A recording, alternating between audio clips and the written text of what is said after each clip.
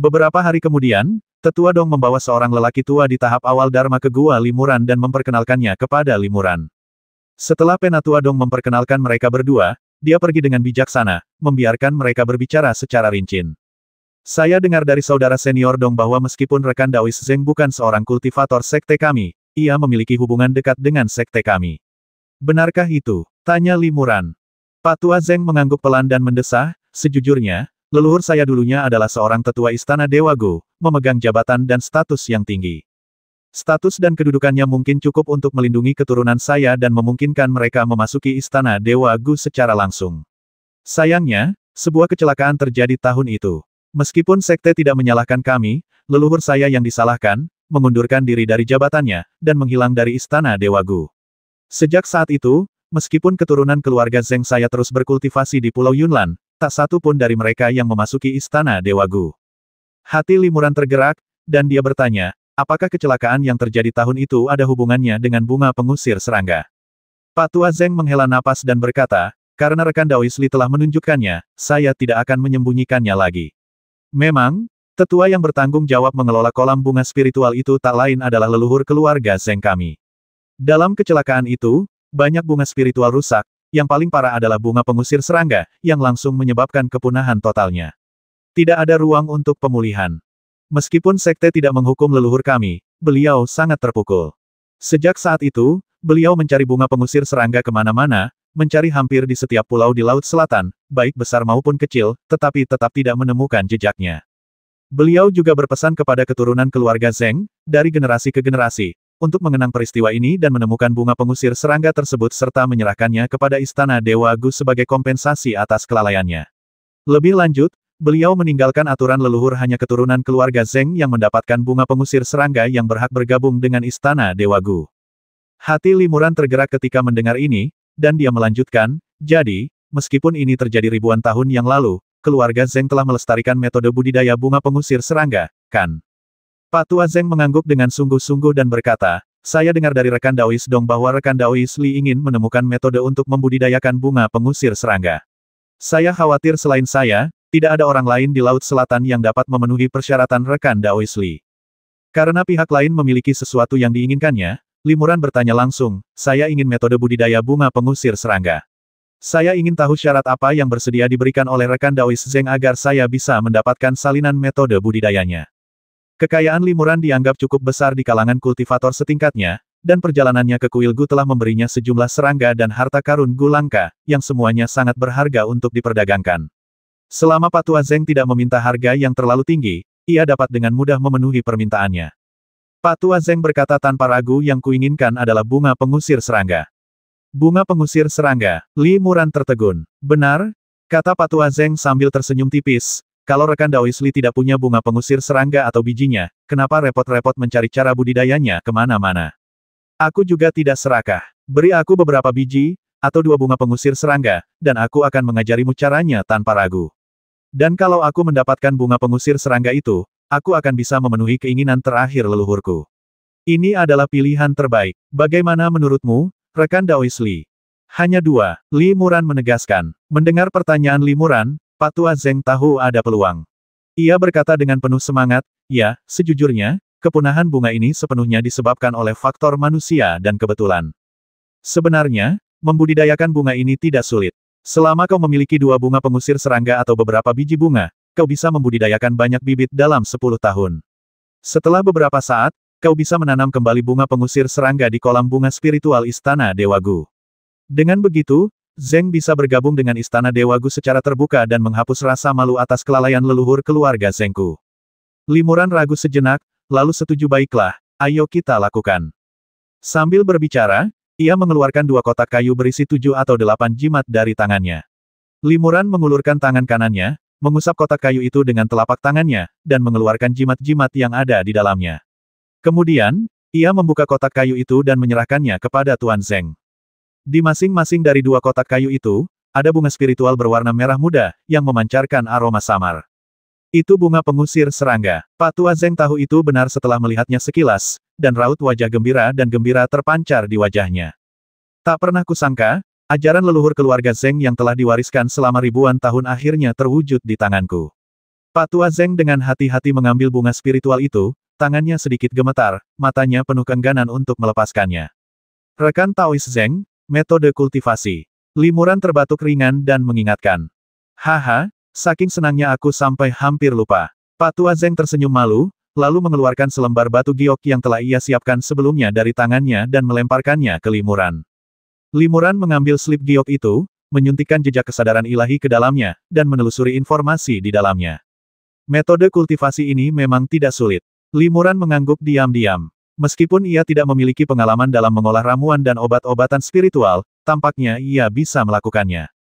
Terima kasih, rekan Daois Li. Kalau bukan karena rekan Daois Li yang mendapatkan bunga ini, aku, Zeng, takkan bisa memenuhi permintaan terakhir leluhurku hingga hari ini. Kira-kira dari mana rekan Daois Li mendapatkan bunga ini? Tanya Pak Tua Zeng penasaran. Limuran tersenyum tipis namun tetap diam. Pak Tua Zeng mengerti dan berkata, ini salahku karena bertanya seperti itu. Karena kesepakatannya sudah selesai, aku seharusnya tidak bertanya atau mengatakan apapun lagi. Aku pamit dulu. Aku juga akan merahasiakan kesepakatan ini dan tidak akan memberitahukannya kepada siapapun. Limuran mengangguk dan secara pribadi mengantar Pak Tua Zeng keluar dari gua. Gua Limuran tidak kecil, dan memiliki taman belakang yang luas, yang dapat dikembangkan menjadi taman pengobatan spiritual untuk menanam beberapa obat-obatan spiritual. Terlebih lagi, energi vital langit dan bumi di sini melimpah, dan lingkungannya sangat baik, sangat cocok untuk pertumbuhan obat-obatan spiritual. Rasanya sangat cocok untuk membudidayakan bunga pengusir serangga di sini.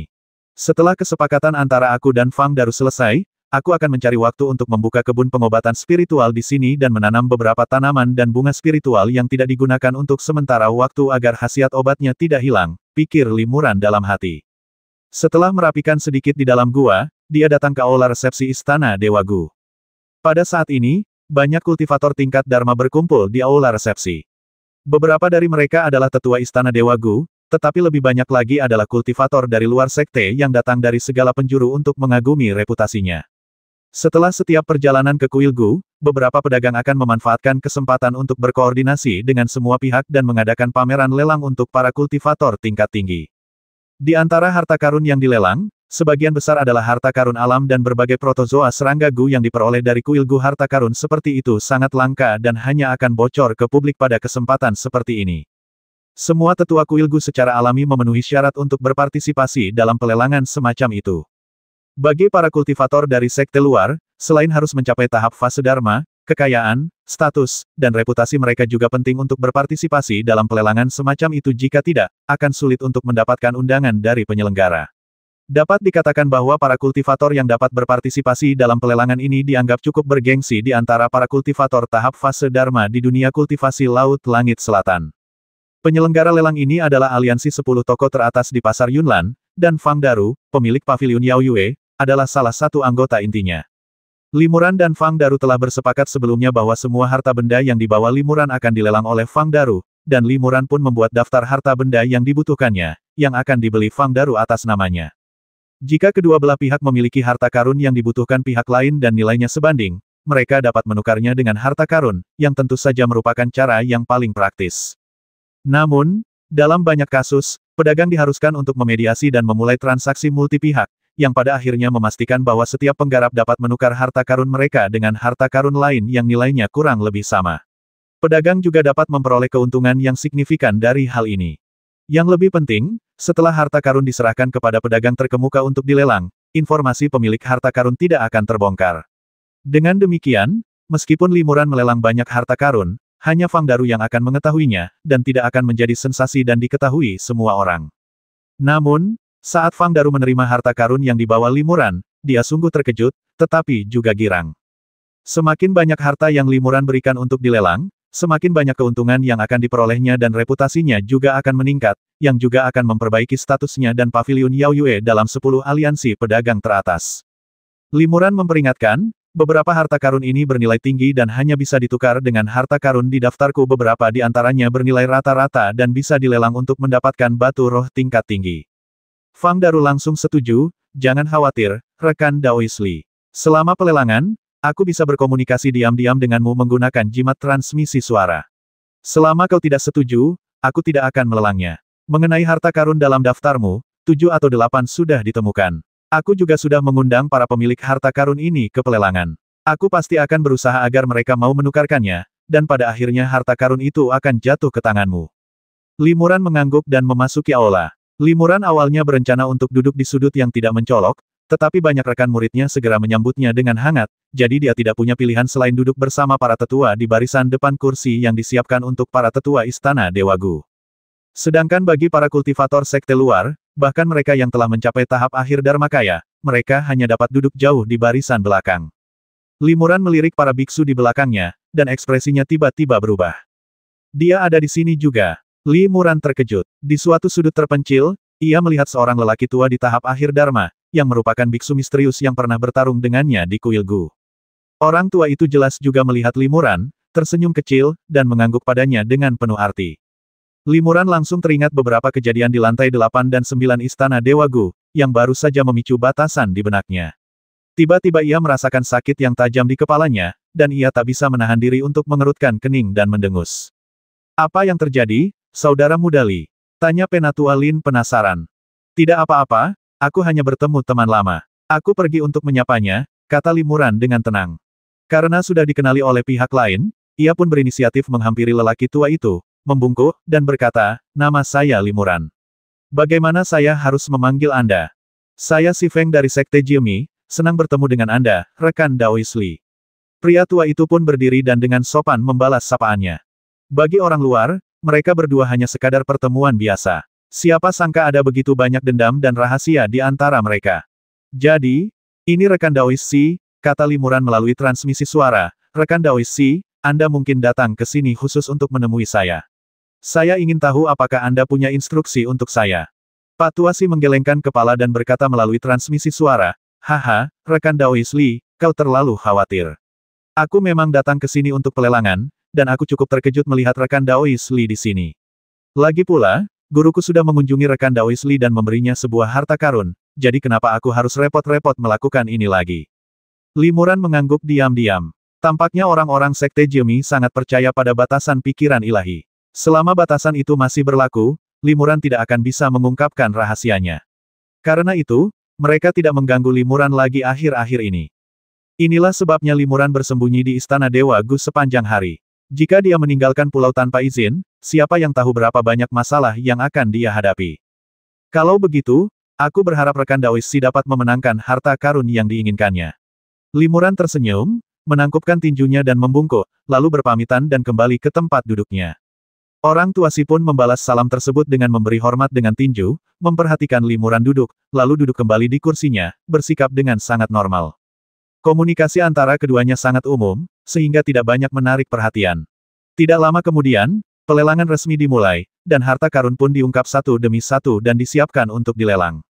Akan tetapi, sebagian besar harta karun hanya diterima melalui barter, dan target perdagangannya terbatas pada harta karun alam langka tertentu, sehingga harta karun tersebut dapat dengan mudah gagal terjual.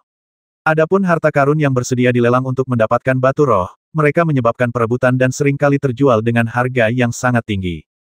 Setelah pelelangan berlangsung cukup lama, Fang Daru berdiri dan berkata dengan lantang, haha, rekan-rekan Taois, jangan khawatir. Dalam lelang ini, harta karun Kuil Gu akan dilelang terakhir, dan akan dilelang satu persatu sesuai dengan area dan lantai tempat harta karun tersebut muncul. Lelang akan dimulai dengan harta karun di lantai pertama Kuil Gu, dan harta karun terakhir akan berasal dari lantai 7 Kuil Gu. Lantai 7. Semua orang terkejut mendengarnya. Banyak orang tersentak dan terjadi keributan di aula. Penatua Lin bergumam tak percaya, aku penasaran, kakak senior mana yang benar-benar pergi ke lantai 7 untuk mencari harta karun, dan bersedia melelang harta karun itu. Serangga langka dan harta karun alam yang ditemukan di lantai 7 semuanya sangat langka. Hanya Limuran yang mengangguk diam-diam. Melihat kekhawatiran semua orang, ia merasa lebih lega. Sepertinya kali ini ia akan melelang sejumlah besar harta karun yang diperoleh dari Kuil Gu, dan ia pasti bisa menukarnya dengan harta karun yang lebih dibutuhkan. Pelelangan berlangsung penuh, harta karun dipajang satu demi satu, menarik banyak biksu untuk berebut mendapatkannya. Fang Daru mengeluarkan kumbang hitam seukuran kepalan tangan dan berkata, 50 kumbang raksasa, dari lantai 4 Kuil Gu. Kumbang ini tidak hanya sangat kuat dan kebal terhadap serangan pedang, pisau, atau sihir, tetapi juga mahir melahap segala macam serangga eksotis.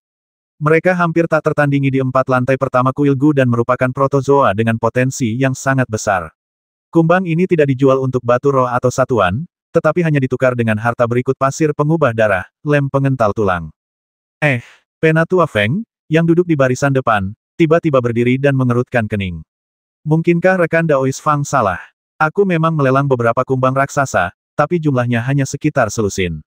Dan aku tidak akan menukarnya dengan harta karun.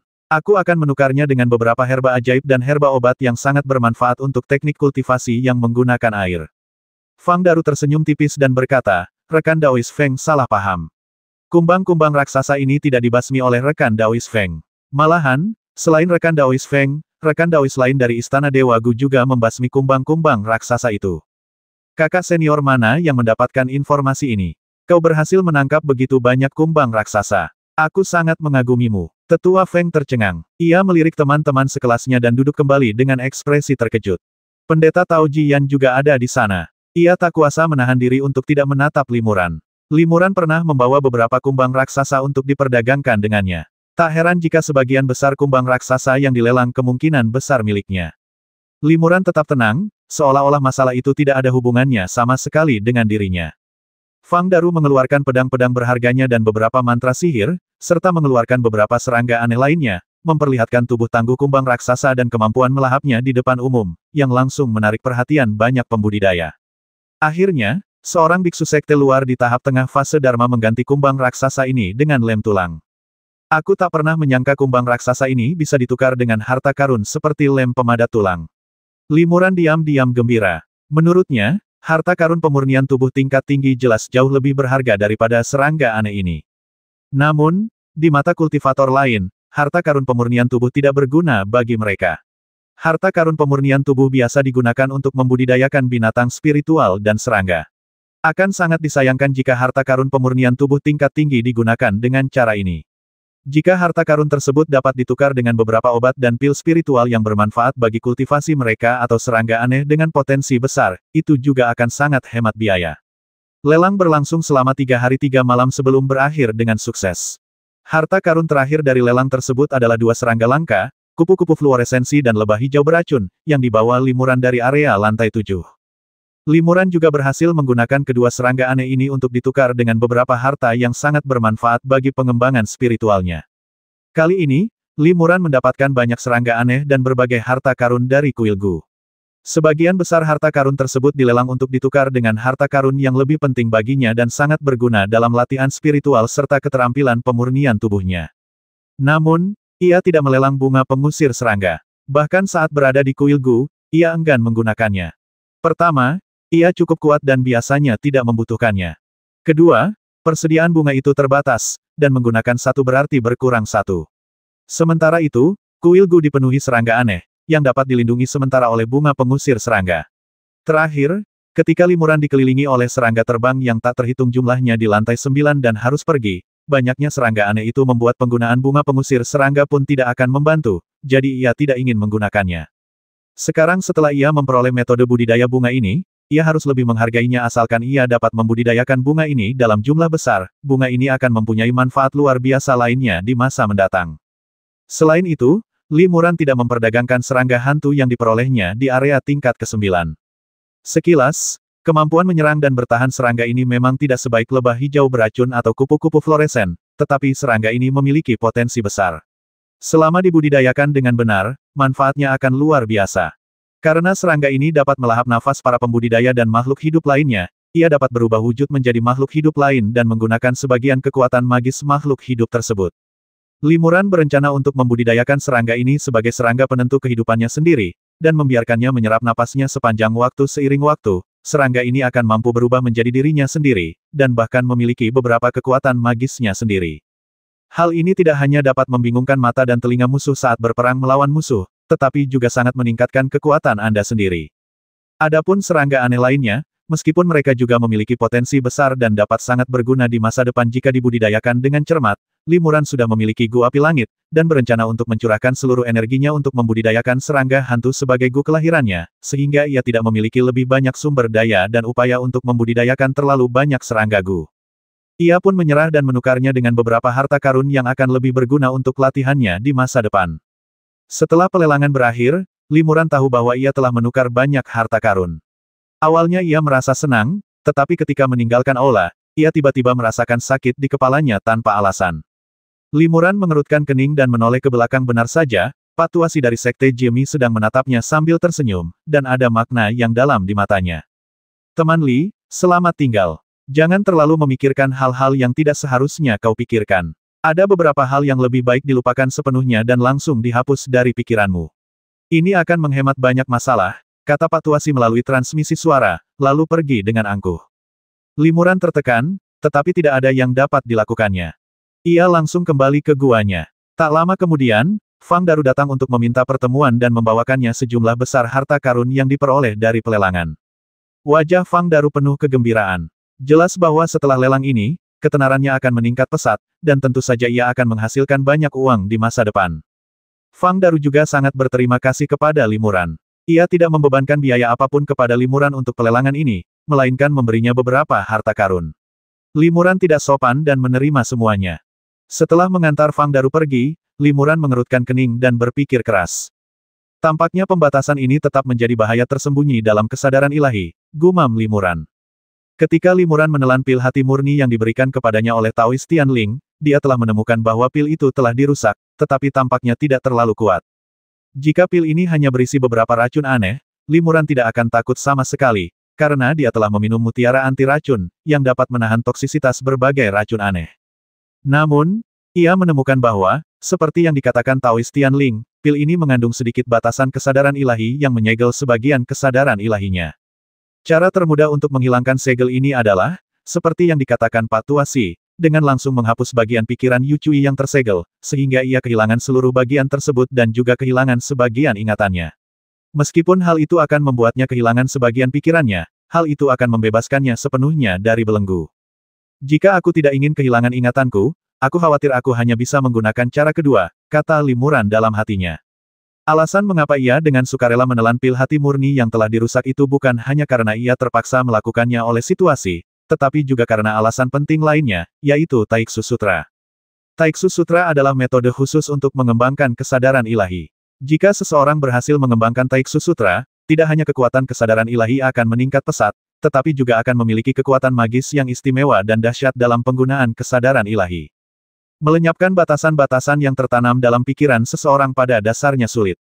Satu kesalahan saja dapat merusak pikiran seseorang, yang paling parah dapat menyebabkan hilangnya ingatan dan deprivasi mental, bahkan kebodohan. Namun, dengan bantuan kekuatan magis yang terdapat dalam Sutra Taiksu, hal itu menjadi mungkin.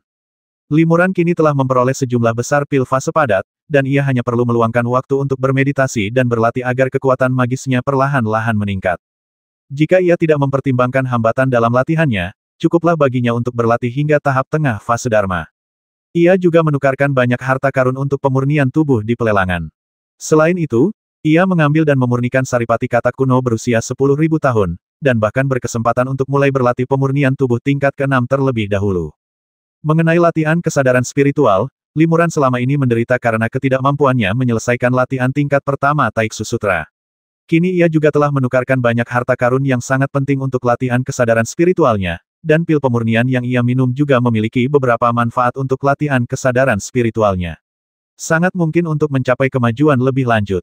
Sudah waktunya berlatih menyendiri untuk sementara waktu guna lebih meningkatkan 3 pusaka kekuatan magis, tubuh fisik, dan pikiran, serta meningkatkan kekuatanku. Limuran berpikir dalam hati terutama latihan Sutra Taiksu, ini sangat penting. Hanya dengan berlatih keterampilan tingkat pertama sesegera mungkin, kita dapat mencoba mengatasi bahaya tersembunyi dari larangan dalam pikiran. Dengan rencana ini, Limuran mulai mempersiapkan retretnya. Pertama, ia membeli sejumlah besar harta karun yang mungkin dibutuhkannya selama retret dari pasar melalui Fang Daru. Ia kemudian meluangkan waktu untuk merapikan guanya. Selain mengubah taman belakang menjadi taman pengobatan spiritual, ia juga berinvestasi besar dalam menambahkan beberapa formasi untuk semakin mengamankan gua. Setelah kuil gu ditutup, wabah serangga di Laut Langit Selatan lenyap sepenuhnya. Kawanan serangga yang tersebar diburu oleh monster laut atau kultivator manusia. Murid Limuran, Wu Gong, juga kembali dari Pulau Ningfeng, membawa serta ketiga murid barunya untuk mengunjungi Limuran. Namun, Limuran sedang menyendiri dan tidak bertemu mereka. Ia hanya menyemangati mereka dengan pesan suara dan mengatakan bahwa ia sedang menyendiri dan tidak nyaman mengganggu mereka. Melihat kabut tipis yang menyelimuti gua limuran dan aura terlarang yang samar, Wu Gong dan yang lainnya harus kembali dengan sedikit kekecewaan. Di dalam gua tetua Liu, salah seorang tetua senior di Istana Dewa Gu, seorang lelaki tua bernama Zeng sedang memegang dua bunga spiritual merah muda dan dengan hormat mempersembahkannya kepadanya. Apakah ini bunga pengusir serangga yang legendaris? Tetua Liu mengambil bunga spiritual itu dengan ekspresi terkejut di wajahnya. Ya, kata Patua Zeng dengan yakin, ini adalah bunga pengusir serangga, yang telah punah di dunia kultivasi abadi di Laut Selatan selama bertahun-tahun. Saat itu, leluhur keluarga Zeng saya adalah seorang tetua di Istana Dewa Gu. Seperti rekan Taois Liu, ia adalah seorang tetua senior yang berwibawa, bertanggung jawab atas budidaya obat-obatan dan herba spiritual sekte, serta pemurnian ramuan. Sayang sekali, kecelakaan beberapa tahun yang lalu menyebabkan kerugian besar pada obat-obatan spiritual sekte, dan bunga pengusir serangga menjadi yang paling menderita, punah. Nenek moyang saya merasa bersalah atas hal ini dan gelisah sepanjang hari. Ia pun mengundurkan diri dari sekte dan menetapkan sila keluarga saya, keturunan kalian, harus menemukan bunga pengusir serangga dan memberikan kompensasi kepada sekte tersebut. Sekarang Zeng akhirnya menemukan bunga pengusir serangga. Aku mempersembahkan bunga ini kepada sekte dan berharap sekte akan menerimaku sebagai sesepuh. Zeng akan berusaha sebaik mungkin untuk membudidayakan dan memperbanyak bunga pengusir serangga ini. Keluarga Zengku diam-diam telah melestarikan metode budidaya bunga ini. Paling lama dalam 100 tahun, Zeng akan mampu membuat bunga pengusir serangga ini mekar di seluruh sekte. Tetua Liu mengangguk dan berkata, meskipun rekan Daois Zeng tidak lagi bersama sekte kita, pengabdiannya yang tulus kepada sekte ini terlihat jelas oleh semua orang. Rekan Daois Zeng adalah keturunan leluhur kita, dan karena telah memberikan kontribusi yang luar biasa, ia secara alami memenuhi syarat untuk bergabung dengan sekte kita dan menjadi seorang tetua. Namun, saya masih ragu-ragu apakah akan membudidayakan bunga pengusir serangga di Linghuapu. Saya masih membutuhkan persetujuan dari salah satu tetua tertinggi sekte kita. Bagaimana kalau begini? Aku akan membawamu menemui tetua tertinggi. Selama beliau setuju, urusan selanjutnya akan mudah, kata tetua Liu sambil tersenyum. Kalau begitu, aku ingin merepotkanmu, kakak senior Liu, untuk memperkenalkanku, kata Pak Tua Zeng dengan gembira, bahkan mengubah sapaannya. Menjadi seorang tetua Istana Dewa Gu bukanlah tugas yang mudah bagi seorang kultivator fase Dharma biasa seperti dirinya. Ia telah menunggu hari ini selama bertahun-tahun. Tetua Liu membawa Pak Tua Zeng ke puncak Yuzi untuk mengunjungi seorang tetua agung bernama Chen. Tetua Liu mengingatkannya, ramuan dan obat-obatan spiritual yang tak terhitung jumlahnya yang dikuasai sekte kita semuanya dikelola oleh Paman Chen ini. Namun, Paman Chen adalah seorang guru senior, dan mustahil baginya untuk mengurus hal-hal sepele ini sendirian. Nanti, adik muda Zeng, selama dia bersedia mengakui keahliannya dalam membudidayakan bunga pengusir serangga dan menjelaskan manfaatnya, Paman Chen kemungkinan besar akan mengizinkan adik muda menanamnya di taman bunga spiritual. Ya, terima kasih atas saranmu, kakak senior Liu. Zeng tua mengangguk berulang kali. Ia tampak agak gugup. Lagi pula, ia belum pernah bertemu seorang master di tahap tubuh sejati sebelumnya. Tetua Liu tersenyum tipis melihat ini dan berkata, adik muda Zeng, tidak perlu terlalu khawatir. Paman Chen awalnya adalah murid langsung dari Master Istana Sekte kami. Beliau mencapai tahap tubuh sejati kurang dari 100 tahun yang lalu, jadi beliau tidak bersikap angkuh di hadapan para tetua seperti kami yang berada di tahap fase Dharma. Paman Chen baik dan mudah didekati, dan beliau bahkan mungkin akan memberimu hadiah besar. Saya harap begitu, Pak Tua Zeng setuju dengan ekspresi sedikit santai. Keduanya menunggu di luar gua selama lebih dari 1 jam, dan akhirnya menerima pesan dan memasuki gua tetua tertinggi yang berada pada tahap awal tubuh aslinya. Keduanya menunggu di aula samping di dalam gua hampir seharian dan akhirnya bertemu Paman Chen. Paman Chen tampak sangat muda, seperti pemuda berusia awal 30-an, tetapi temperamennya dan fluktuasi energi vital yang dipancarkannya, baik sengaja maupun tidak, sangat berbeda dengan seorang kultivator di tahap fase Dharma. Salam untuk Paman Master Chen, kata mereka berdua dengan hormat. Tidak perlu terlalu sopan. Paman Chen tersenyum dan memberi isyarat agar mereka berdua duduk dan mengobrol. Mereka berdua tidak berani melakukannya. Di depan seorang kultivator tahap tubuh sejati, bagaimana mungkin mereka bisa duduk? Paman Chen tidak memaksa mereka. Sebaliknya, ia bertanya sambil tersenyum, keponakan Liu berkata bahwa keponakan Zeng ini membawa harta berharga untuk bergabung dengan sekte kita. Tapi apa itu? Melapor ke paman saya, ini bunga langka yang sudah punah bertahun-tahun, jawab tetua Liu, lalu menyerahkan bunga pengusir serangga itu. Paman Chen tersenyum, tetapi ketika dia melihat bunga itu, ekspresinya tiba-tiba berubah, dan dia tampak sedikit ngeri. Namun tatapan itu hanya sekilas. Ia lalu bertanya dengan tenang, Itu bunga pengusir serangga. Konon katanya sudah lama menghilang dari dunia kultivasi abadi Laut Selatan. Sekte kami telah mengirim murid kemana-mana untuk mencarinya, tetapi tidak berhasil. Kira-kira di mana saudara muda Zeng menemukannya? Pak Tua Zeng berkata dengan hormat, Paman Master, saya membeli bunga ini dari seorang petani. Saya berjanji kepadanya untuk merahasiakannya, jadi. Paman Chen melambaikan tangannya dan berkata, karena keponakan junior Zeng menyembunyikan sesuatu, saya tidak akan bertanya lagi. Namun, guru sudah sering menyebutkan bunga ini kepada saya, dan beliau tampaknya cukup tertarik. Jadi, saya akan mengajak kalian berdua dan dua bunga pengusir serangga ini untuk mengunjungi guru. Pak Tua Zeng dan Tetua Liu terkejut ketika mendengar ini. Guru yang disebutkan Paman Chen adalah pemimpin sebuah sekte di Istana Dewa Gu, dan seorang kultivator hebat di tahap akhir alam tubuh sejati, yang dikenal sebagai Taigu Zenren. Bahkan seorang kultivator di tahap tubuh sejati pun mungkin tidak memiliki kesempatan untuk bertemu dengan sosok sehebat itu. Kini, mereka berdua di tahap citra Dharma benar-benar berkesempatan untuk bertemu dengan sosok sehebat itu. Sungguh kesempatan yang luar biasa. Jika Taigu Zenren senang dan memberi mereka hadiah, itu akan cukup untuk membuat mereka berdua menjadi terkenal. Penatua Liu gembira dan berkata, kalau begitu, saya harus merepotkan Paman Chen. Paman Chen mengangguk dan segera membawa mereka berdua ke puncak-puncak utama Istana Dewa Gu untuk menemui kepala Istana Taigu Zenren. Tepat di dekat puncak utama, mereka bertemu langsung dengan sesepuh tertinggi lainnya Master Yu, yang berada di tahap tengah tubuh sejati. Melihat orang-orang ini, Tuan Yu bergegas maju dan berkata, adik muda Chen, Anda datang tepat waktu. Saya ingin bertemu dengan kepala istana mengenai wabah serangga, tetapi kepala istana menolak bertemu dengan saya. Adik muda Chen adalah murid langsung kepala istana, jadi mengapa tidak menyampaikan beberapa kata-kata baik untuk saya dan mengatakan bahwa masalah ini mungkin sangat penting. Chen Zhenren tersenyum tipis dan berkata, Saudara Yu, jangan khawatir. Wabah serangga telah teratasi dan bukan lagi masalah yang mendesak.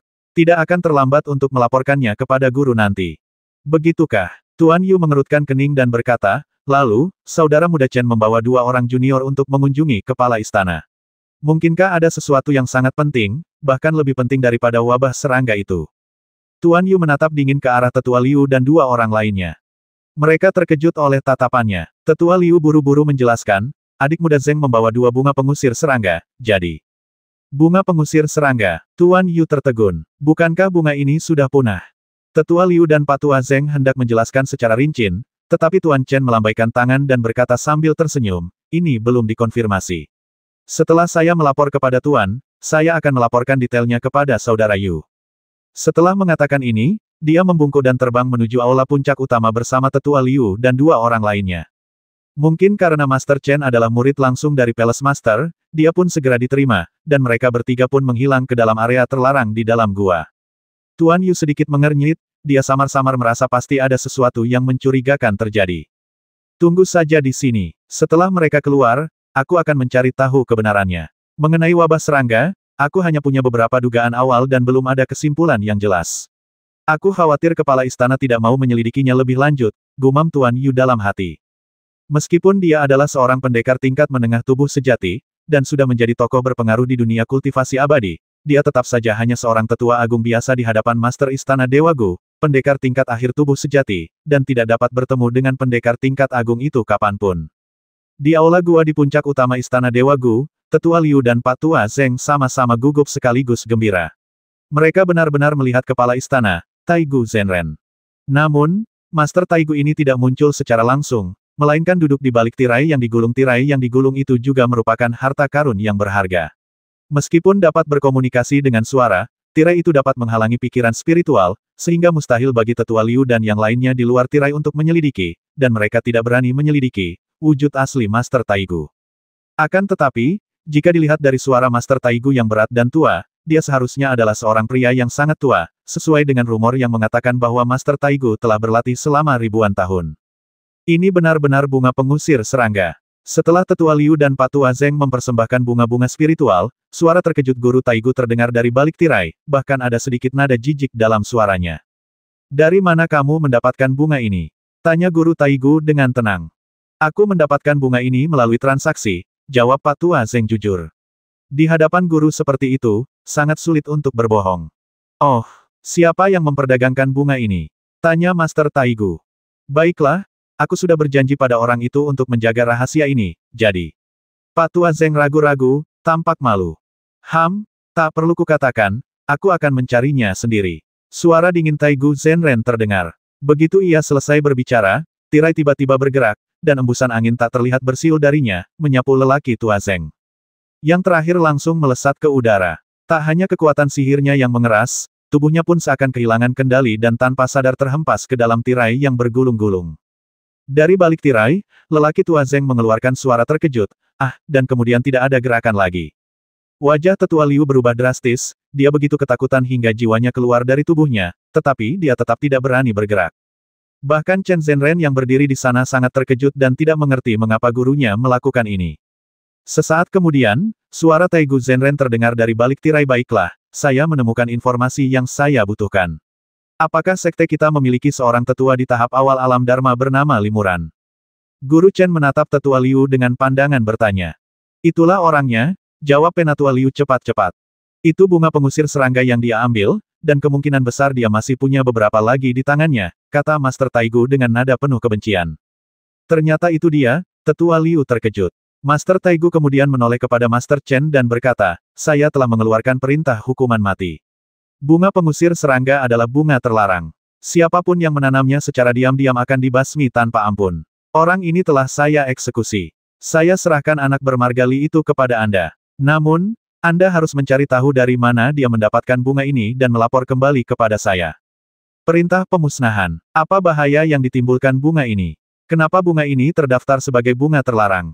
Tanya Chen Zhenren heran. Aku memintamu melakukan sesuatu, apakah kau perlu menjelaskan alasannya? Kata Master Taigu dingin. Murid tidak berani. Aku akan segera melakukannya, kata Master Chen buru-buru.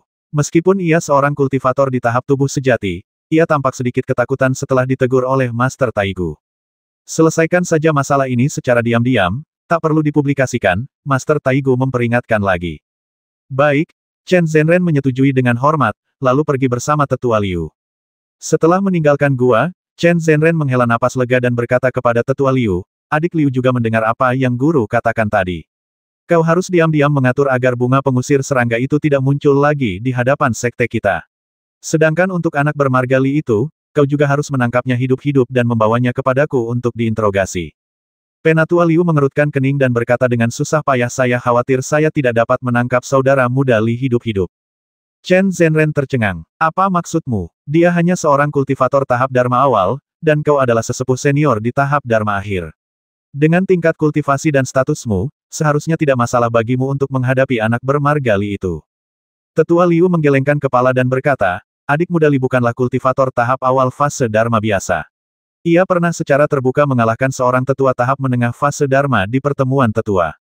Lebih lanjut, konon ia juga mengalahkan adik muda Su, seorang kultivator tahap akhir fase Dharma yang telah terkenal selama bertahun-tahun, di kuil Dewa Gu, memaksanya untuk menggunakan Ordo Dewa Gu dan melarikan diri. Benarkah? Chen Zhenren sangat terkejut. Jika rumor itu benar, maka anak ini adalah seorang jenius yang sangat langka. Biarkan aku sendiri yang bertindak. Ada apa sampai butuh bantuan saudara muda Chen? Sebuah suara terdengar tak jauh dari sana, lalu sosok pria parubaya dengan senyum di wajahnya muncul dari balik awan. Ternyata itu adalah Tuan Yu. Ternyata kakak senior Yu belum pergi. Hati Chen Zhenren bergetar. Ia tidak tahu seberapa banyak percakapan barusan yang didengar orang ini. Limuran sedang bermeditasi di guanya ketika tiba-tiba raut wajahnya berubah. Ia segera menyimpan keahliannya, mengeluarkan jimat transmisi suara dari tangannya, dan mengaktifkannya. Lalu, sebuah suara yang familiar terdengar di telinganya.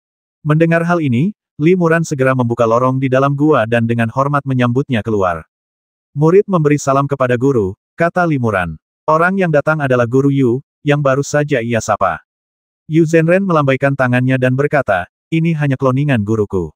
Tak perlu sopan. Masuklah dan bicaralah lebih detail. Limuran terkejut melihat gurunya tampak serius, seolah-olah sesuatu yang besar telah terjadi. Ia buru-buru menyambut gurunya ke dalam gua dan membuka kembali pintu-pintu gua. Apakah Anda punya bunga pengusir serangga? Tanpa menunggu Limuran bertanya, Tuan Yu langsung bertanya langsung ke intinya. Limuran tertegun sejenak, lalu mengangguk dan berkata, ya, saya punya beberapa bunga pengusir serangga di tangan saya, dan saat ini saya sedang membudidayakannya. Sambil berbicara, Limuran menuntun Guru Yu ke taman belakang, di mana terdapat sebuah taman bunga spiritual kecil dengan 4 atau 5 bunga spiritual berwarna merah muda, yang merupakan bunga pengusir serangga. Kamu benar-benar tahu cara membudidayakan bunga ini. Dari mana kamu mendapatkan bunga pengusir serangga ini? Tanya Guru Yu dengan terkejut sekaligus gembira. Saya menemukan bunga ini secara tidak sengaja di tempat terpencil di lantai 5 kuil Gu. Guru, apakah Anda tertarik dengan bunga ini? Kalau begitu, saya akan memberikan beberapa tanaman untuk Anda, kata Limuran penasaran. Jadi, itu kuil Gu, pantas saja. Master Yu mengangguk, lalu menggelengkan kepala dan berkata dengan sungguh-sungguh, tahukah Anda bahwa baru saja, kepala istana sekte kami, Master Taigu, telah mengeluarkan perintah pembasmian, yang mencantumkan bunga pengusir serangga sebagai bunga terlarang dan membasmi semua orang yang terlibat dengannya. Dan Anda salah satunya. Apa? Kenapa ini terjadi? Limuran terkejut sekaligus bingung. Bagaimana mungkin dia bisa dihukum mati hanya karena menanam beberapa bunga spiritual? Lagi pula, perintah itu dikeluarkan langsung oleh kepala istana, seorang kultivator hebat di tahap akhir tubuh sejati. Guru benar-benar bingung, desah Guru Yu sambil menggelengkan kepala. Konon, bunga pengusir serangga ini sangat ampuh melawan hama serangga. Kebanyakan serangga eksotis tidak menyukai aromanya dan mudah diusir oleh ekstrak bunga ini. Lagi pula, sekte kami telah membudidayakan bunga ini dalam skala besar bertahun-tahun yang lalu. Mengapa sekarang dilarang? Limuran mengerutkan kening. Bahkan gurunya pun tidak mengerti, jadi dia sendiri semakin tidak terduga. Yu Zhenren melanjutkan, awalnya, saudara muda Chen, yang berada di tahap awal tubuh sejati, ingin menyakitimu, tetapi guru memindahkannya untuk sementara. Guru menggunakan teknik klon untuk datang dan memberitahumu, agar kau dapat segera meninggalkan sekte ini dan menghindari bencana ini. Limuran sangat terkejut mendengar ini. Ia sedang menyendiri, tetapi entah kenapa ia berada dalam bahaya kematian. Ia bahkan membuat seorang tokoh penting di tahap tubuh sejati khawatir dan bertindak sendiri. Jika gurunya tidak memberitahu tentang penyelamatan itu, ia pasti sudah kehilangan nyawanya dalam keadaan linglung. Terima kasih, Guru, karena telah menyelamatkan nyawa saya. Limuran membungkuk dalam-dalam dan memberi hormat yang dalam kepada Guru Yu. Dia tahu betul bahwa Tuan Yu telah mengambil risiko besar untuk menyelamatkannya. Jika dia ketahuan, kemungkinan besar dia akan menghadapi konsekuensi serius. Meskipun Tuan Yu adalah ahli tubuh sejati tingkat menengah, jika dia terang-terangan melanggar perintah Tuan Taigu, dia akan berada dalam masalah besar dan bahkan mungkin terpaksa meninggalkan istana Dewa Gu. Limuran berkata dengan penuh syukur, saya tidak pernah menyangka guru akan mempertaruhkan nyawanya untuk menyelamatkan saya hanya dalam waktu singkat, kurang dari sebulan. Saya sungguh malu karena harus bersyukur seperti itu. Yu Zhenren mendesah pelan dan berkata perlahan, guru menyelamatkanmu karena, di satu sisi, kau adalah murid pertamaku, dan kita memiliki semacam hubungan guru-murid. Di sisi lain, aku juga berharap kau akan membawa bunga pengusir serangga itu dan terbang, lalu kembali ke sini ketika situasi sudah tenang atau ketika aku telah menemukan kebenaran. Ya, Limuran mengangguk. Jelas sekali dia tidak punya banyak waktu lagi. Limuran segera mengambil semua bunga spiritual di taman spiritual dan merawatnya dengan baik, dan mengambil semua burung dan binatang spiritual di dalam gua. Tepat saat ia selesai berbicara, ekspresi Tuan Yu tiba-tiba berubah. Ia berkata, oh tidak, tubuh utamaku tak mampu lagi menahan adik muda Chen. Ia bertekad untuk menyelesaikan misinya, dan mungkin ia akan langsung datang ke sini untuk menemuimu selanjutnya. Awalnya aku berencana menggunakan klonku untuk mengawalmu keluar dari pulau ini, tapi sekarang sepertinya sudah terlambat. Pikiran Limuran berpacu, dan tiba-tiba sebuah ide muncul. Ia berkata, selama perjalananku, aku menemukan lingkaran sihir terbang. Dengan lingkaran sihir ini, aku bisa berteleportasi ribuan mil jauhnya. Namun, akurasi teleportasinya tidak terlalu tinggi. Baiklah, itu saat yang tepat bagimu untuk membentuk formasi ini dan pergi. Sedangkan untuk klon gurumu ini, ada cara lain untuk pergi tanpa diketahui siapapun, kata Guru Yu gembira. Baik, Guru. Limuran segera mulai mengatur formasi terbang. Limuran telah menggunakan formasi ini berkali-kali ketika ia berkelana di tanah kuno, dan ia sangat terampil dalam menyusunnya. Tak lama kemudian, ia menyusun formasi terbang ini dan menanamkan 108 batu roh tingkat menengah ke dalamnya. Guru, kami pamit dulu. Entah kapan kita akan bertemu lagi. Limuran berdiri di barisan dan membungkuk kepada Guru Yu. Awalnya, mereka berdua hanyalah guru dan murid dalam nama saja, tanpa hubungan resmi di antara mereka, tetapi di saat kritis antara hidup dan mati ini, Guru Yu tidak ragu mempertaruhkan nyawanya untuk menyelamatkan Limuran. Limuran terharu tetapi juga enggan melepaskannya. Di dunia kultivasi abadi, merupakan keberuntungan besar baginya untuk bertemu dengan guru yang begitu baik. Guru Yu tersenyum tipis dan tidak berkata apa-apa lagi, tetapi matanya menunjukkan sedikit kekhawatiran. Meskipun ia menerima seorang murid hanya karena terpaksa, ikatan antara guru dan muridnya telah terjalin tanpa disadari. Hati-hati, Guru. Limuran berdiri dan mengaktifkan lingkaran sihir terbang. Dalam sekejap, seberkas cahaya melesat ke langit. Saat fajar, di tepi pantai yang sunyi dan tak berujung, 3 burung laut putih, masing-masing berukuran sekitar 10 kaki, terbang berjajar tinggi di langit. Jika Anda perhatikan lebih dekat, Anda dapat melihat bahwa masing-masing burung laut ini sebenarnya memiliki alat pembudidaya di atasnya. Salah seorang lelaki tua botak bertanya, "Saudara mudaku, apakah kamu yakin orang itu masih berada di puncak batu keras kepala?" Seorang pemuda berkulit putih berkata, "Kemungkinan besar, salah satu murid kami sedang melatih tunggangan burung spiritualnya di dekat puncak batu keras kepala tadi malam ketika ia kebetulan melihat seorang pria terbang ke arah kami dari dasar laut dengan seekor burung rok perak raksasa, panjangnya hampir 5 atau 6 kaki. Pria dan burung itu pasti tersesat di laut sunyi dan tinggal di sana terlalu lama, tampak kelelahan dan kehabisan mana. Mereka kemudian mendarat langsung di puncak batu keras kepala dan mulai bermeditasi di sana. Lebih lanjut, kami dapat memastikan bahwa pria itu tidak mengenakan pakaian 3 sekte dan 4 lautan, dan wajahnya tidak dikenal." Murid itu, melihat bahwa patung rok perak itu setidaknya berada di level 5, tidak berani bertindak gegabah dan segera pergi memberitahu guru dan guru He. Hari baru fajar, jadi dia pasti masih bermeditasi di puncak batu keras kepala. "Bagus sekali," pria parubaya kaya lainnya mengangguk sambil tersenyum. "Pemberitahuanmu sangat tepat waktu. Kita tinggal memanfaatkan kekurangan mana pria itu untuk membasminya. Dia memiliki burung spiritual tingkat 5, jadi dia pasti cukup kaya." "Tuan, burung spiritual itu." Pemuda Beijing tampak memohon. Pria parubaya yang kaya itu tersenyum tipis dan berkata, "Kenapa terburu-buru? Asal panen kita bagus, aku akan memberimu Silver Peng level 5. Tapi aku khawatir Silver Peng itu sudah diambil orang itu, dan itu akan sangat merepotkan." Pria tua botak itu menyela, jika tanda pengenal itu ditanamkan sebelum lahir, maka tanda itu sudah tertanam kuat dan pada dasarnya mustahil untuk dihilangkan. Dalam hal ini, burung roh itu kemungkinan besar akan binasa setelah kematian tuannya. Namun, menurut saudara mudaku, rok bersayap perak itu berada di tingkat kultivasi kelima. Burung ibel rata-rata membutuhkan setidaknya 4 atau 500 tahun untuk mencapai tingkat itu, jadi burung itu tidak mungkin dibiarkan oleh orang itu sejak awal. Kemungkinan besar ia menaklukkan burung ibel secara kebetulan dan menjinakkannya untuk menjadi tunggangan burung rohnya sendiri. Dalam hal ini, tanda pengenalnya tidak sekuat itu, jadi masih ada cara untuk menghilangkannya. Aku khawatir tentang masalah lain. Lelaki setengah baya yang kaya itu melihat lelaki tua itu sedikit mengernyit, tampak sedikit khawatir, jadi ia bertanya, "Kakak, apa yang kamu khawatirkan?" Pria tua botak itu mengerutkan kening dan berkata, "Aku khawatir orang ini cukup kuat. Dia berani memasuki Laut Desolate, jadi dia pasti cukup cakap. Lagi pula, dia bisa menjinakkan seekor burung rok perak level 5 sebagai tunggangannya, jadi kemungkinan besar dia seorang kultivator fase Dharma. Aku hanya tidak tahu apakah dia berada di tahap fase Dharma tengah atau akhir. Jika dia seorang kultivator alam Dharma tingkat menengah, dengan kekuatan gabungan kita berdua, memanfaatkan mananya yang rendah, kita punya peluang besar untuk menang. Sekalipun dia memiliki kekuatan magis yang luar biasa, kita akan mampu melindungi diri. Tapi jika dia seorang kultivator alam Dharma tingkat akhir, aku khawatir kita tidak akan bisa mengalahkannya dengan mudah." Pria parubaya yang kaya itu berkata dengan nada tidak setuju, "Memangnya kenapa kalau dia sudah di tahap akhir Dharma? Selama mananya belum mencukupi, dia tidak bisa mengeluarkan kekuatan penuhnya, jadi dia bukan tandingan kita.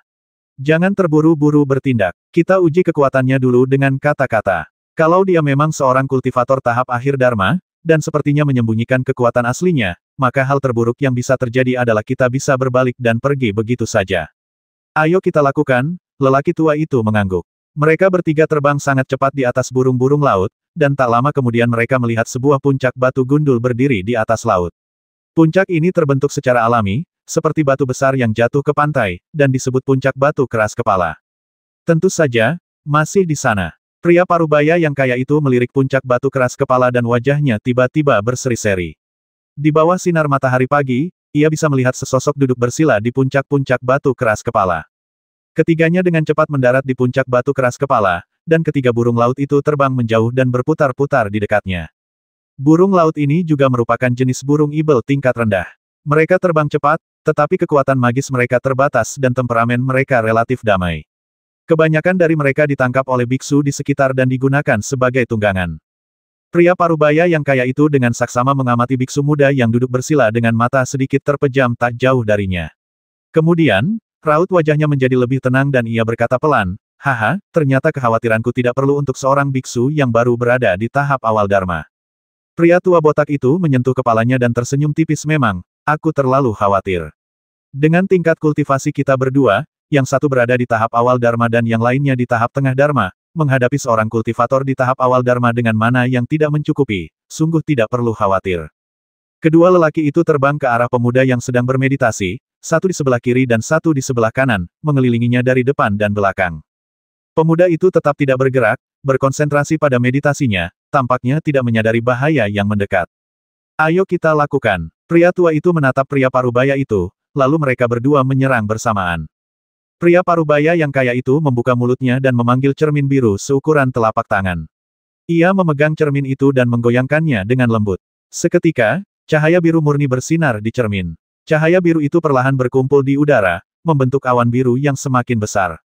Pria tua botak itu memanggil sepasang pedang terbang, satu emas dan satu perak. Saat ia menggoyangkan pedang-pedang itu, cahaya pedang emas dan perak yang tak terhitung jumlahnya berhamburan, berdempetan, dan menghujani pemuda itu. Pemuda yang tadinya diam tak bergerak seperti gunung, tiba-tiba membuka matanya, mengerutkan kening, dan mendengus dingin dengan kilatan di matanya. Pengadilan kematian. Cahaya keemasan berkelebat, dan sebuah tongkat pendek keemasan muncul di tangan pemuda itu. Pemuda itu kemudian melesat dan bergegas menuju lelaki tua botak yang memegang tongkat pendek itu. Orang tua itu terkekeh tidak setuju dan mengendalikan dua pedang terbangnya untuk menembakkan lebih banyak cahaya pedang, menusuk ke arah pemuda itu. Cahaya pedang yang dahsyat ini, bagaikan badai, dapat seketika memotong batu keras menjadi potongan-potongan batu yang tak terhitung jumlahnya.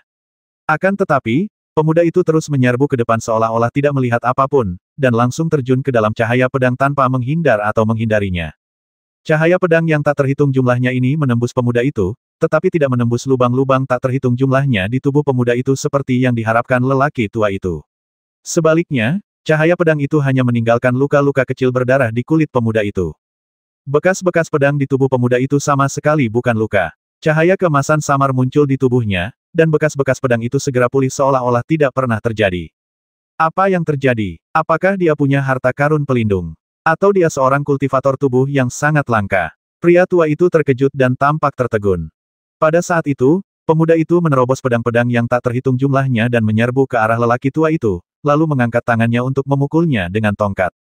Tiba-tiba, bayangan tongkat emas yang tak terhitung jumlahnya muncul di udara, bagaikan tumpukan bukit, menekan lelaki tua itu.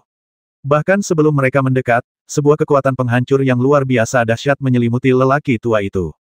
Lelaki tua itu ketakutan dan buru-buru mengalirkan energi sejatinya. Lapisan cahaya Dharma keemasan muncul di tubuhnya. Ia mengacungkan sepasang pedang terbang dan melesat ke arah tongkat pendek lawan. Dengan dua suara dangdang ringan, kedua pedang terbang itu langsung hancur dan terlempar puluhan kaki jauhnya. Tongkat pendek itu masih memiliki kekuatan dan mengenai cahaya Dharma di tubuh lelaki tua itu. Cahaya Dharma ini hanyalah lapisan cahaya keemasan. Meskipun bersinar, ia tidak memiliki wujud yang spesifik. Intinya, ia tetaplah cahaya tanpa wujud yang paling umum. Pada bayangan tongkat pendek itu, sekilas tampak kilin keemasan, yang merupakan gumpalan kekuatan Dharma kilin. Bang! Tongkat pendek itu mematahkan cahaya Dharma lelaki tua itu tanpa perlawanan. Meskipun lelaki tua itu berusaha sekuat tenaga untuk menghindar dan menghindari serangan tongkat pendek itu, ia tetap tidak bisa lolos dari tekanan bayangan tongkat yang berat. Tubuhnya terkena beberapa bayangan tongkat. Di tengah beberapa suara teredam, wajah lelaki tua itu tiba-tiba memerah seperti darah. Ia menatap Limuran dengan ngeri dan ingin mengatakan sesuatu, tetapi begitu ia membuka mulut, gumpalan kabut darah yang besar tiba-tiba menyembur keluar, dan ia pun meninggal. Tubuh lelaki tua itu biasa saja dan tidak mampu menahan kekuatan citra Dharma kilin dan kekuatan ilahi yang luar biasa besar yang terkandung dalam serangan ini. Meridiannya rusak dan an-an dalamnya hancur, sehingga ia langsung meninggal. Pemuda itu membasmi seorang lelaki tua di tahap tengah Dharma hanya dengan satu serangan. Saat itu, lelaki parubaya di tahap awal Dharma itu baru saja selesai menyempurnakan senjata saktinya. Pria parubaya itu melihat rekannya terbasmi dalam satu pukulan, dan begitu ketakutan hingga dia tidak berani melawan. Ia tahu betul bahwa bagi seorang kultivator pada tahap fase Dharma, jika senjata sakti dan kekuatan supranaturalnya tidak terlalu menonjol, maka faktor utama yang menentukan kekuatannya adalah cahaya fase Dharma. Cahaya Dharma Dhatu merupakan tanda keberhasilan kecil dalam pengembangan teknik utama seorang praktisi Dharma Dhatu, dan juga merupakan manifestasi mana yang paling murni. Dengan kata lain, semakin tinggi kualitas cahaya Dharma Dhatu, semakin besar pula kekuatan seorang praktisi. Kekuatan gambar Dharma yang digunakan pemuda ini jelas jauh lebih kuat daripada kekuatan gambar Dharma milik lelaki tua di tahap tengah, sehingga terdapat perbedaan kekuatan yang jelas di antara keduanya, dan pemenangnya ditentukan dalam satu gerakan. Sedangkan untuk lelaki parubaya di tahap awal gambar Dharma, cahaya gambar Dharmanya tidak sebaik milik lelaki tua itu, jadi wajar saja jika ia tidak memiliki peluang untuk menang. Pria parubaya itu diam-diam mengutuk nasib buruknya. Sepertinya pemuda itu tidak memiliki cukup kekuatan magis, dan ia baru berada di tahap awal kultivasi Dharmakaya. Namun, ia sebenarnya memiliki kekuatan yang begitu mengerikan, sungguh tak dapat dipercaya. Kalau dia tahu betapa terkenalnya pemuda ini di dunia kultivasi abadi di Laut Selatan, dia mungkin tidak akan berani mengambil tindakan. Pemuda ini adalah Li Muran. Setelah melarikan diri dari Istana Dewa Gu menggunakan arai terbang, ia terbang ke utara tanpa henti. Ia berulang kali menggunakan arai terbang untuk segera menjauhkan diri dari Pulau Yunlan dan dunia kultivasi Laut Nantian. Setelah berulang kali digunakan, arai tersebut akhirnya runtuh, tak mampu menahan fluktuasi spasial yang dialaminya. Jadi kemudian, Li Muran menggunakan jimat terbang untuk terbang sepanjang jalan, tetapi tidak lama kemudian, jimat vitalitas yang mengisi kembali vitalitas jimat terbang itu habis, dan dia hanya bisa menghabiskan kekuatan sihirnya sendiri untuk terus terbang. Jika vitalitas langit dan bumi di sekitarnya mencukupi, menyerap vitalitas langit dan bumi saat terbang tidak akan menguras mana terlalu cepat. Namun, bagian paling utara dari dunia budidaya Laut Nantian adalah wilayah laut terpencil yang luas. Laut Sunyi memisahkan 13 kerajaan Xinjiang Selatan dari dunia kultivasi abadi di Laut Selatan.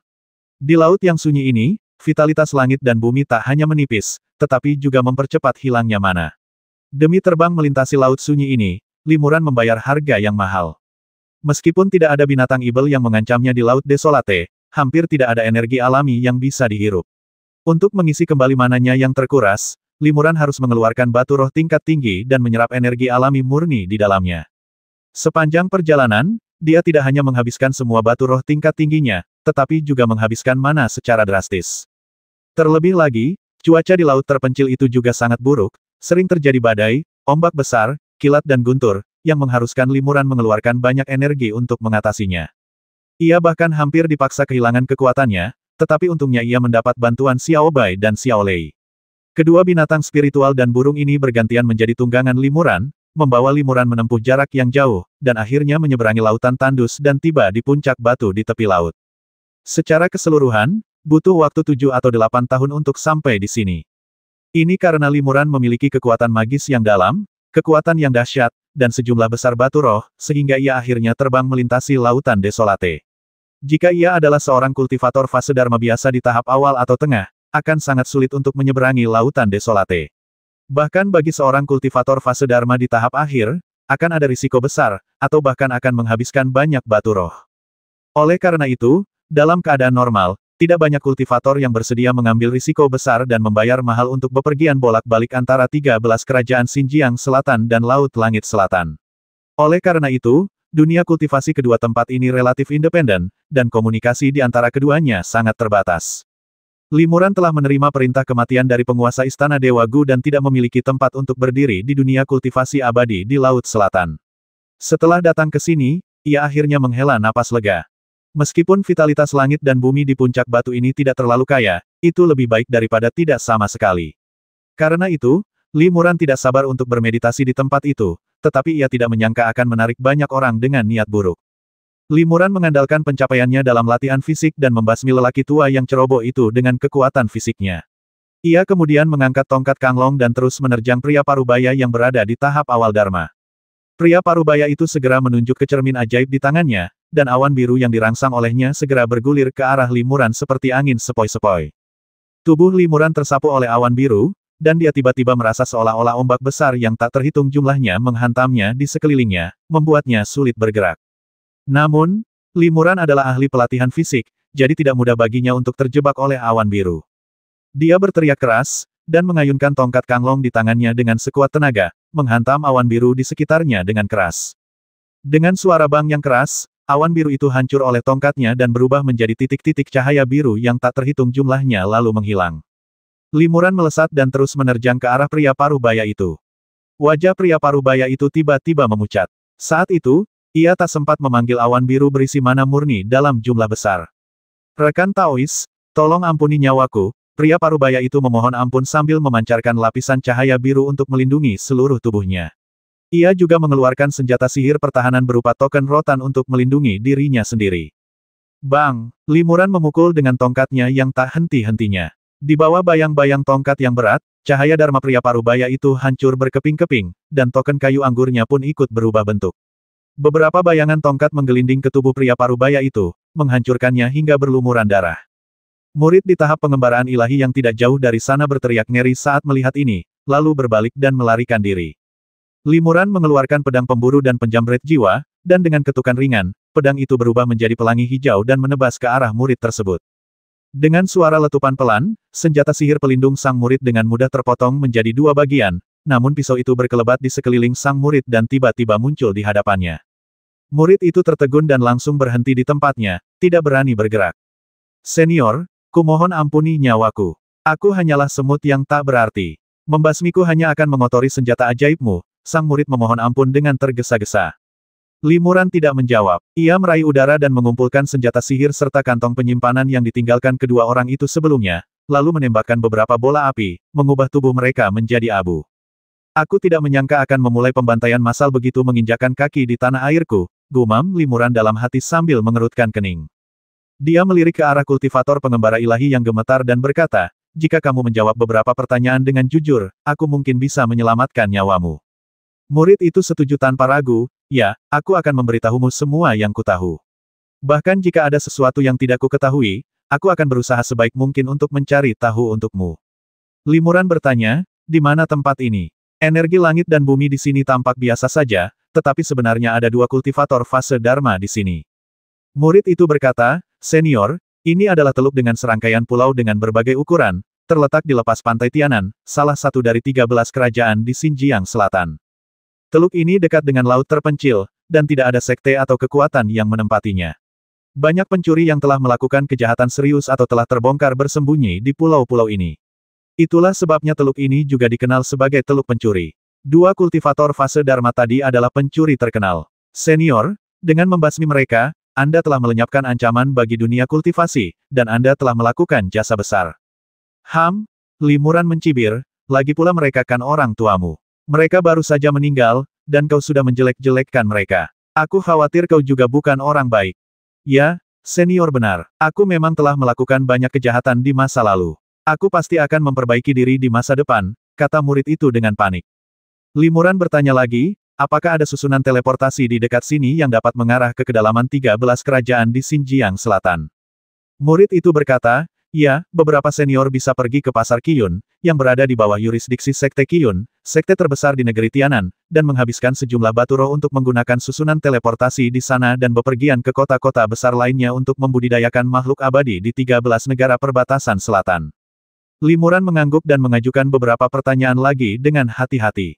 Jawaban muridnya sangat rincin, yang membuat Limuran cukup puas.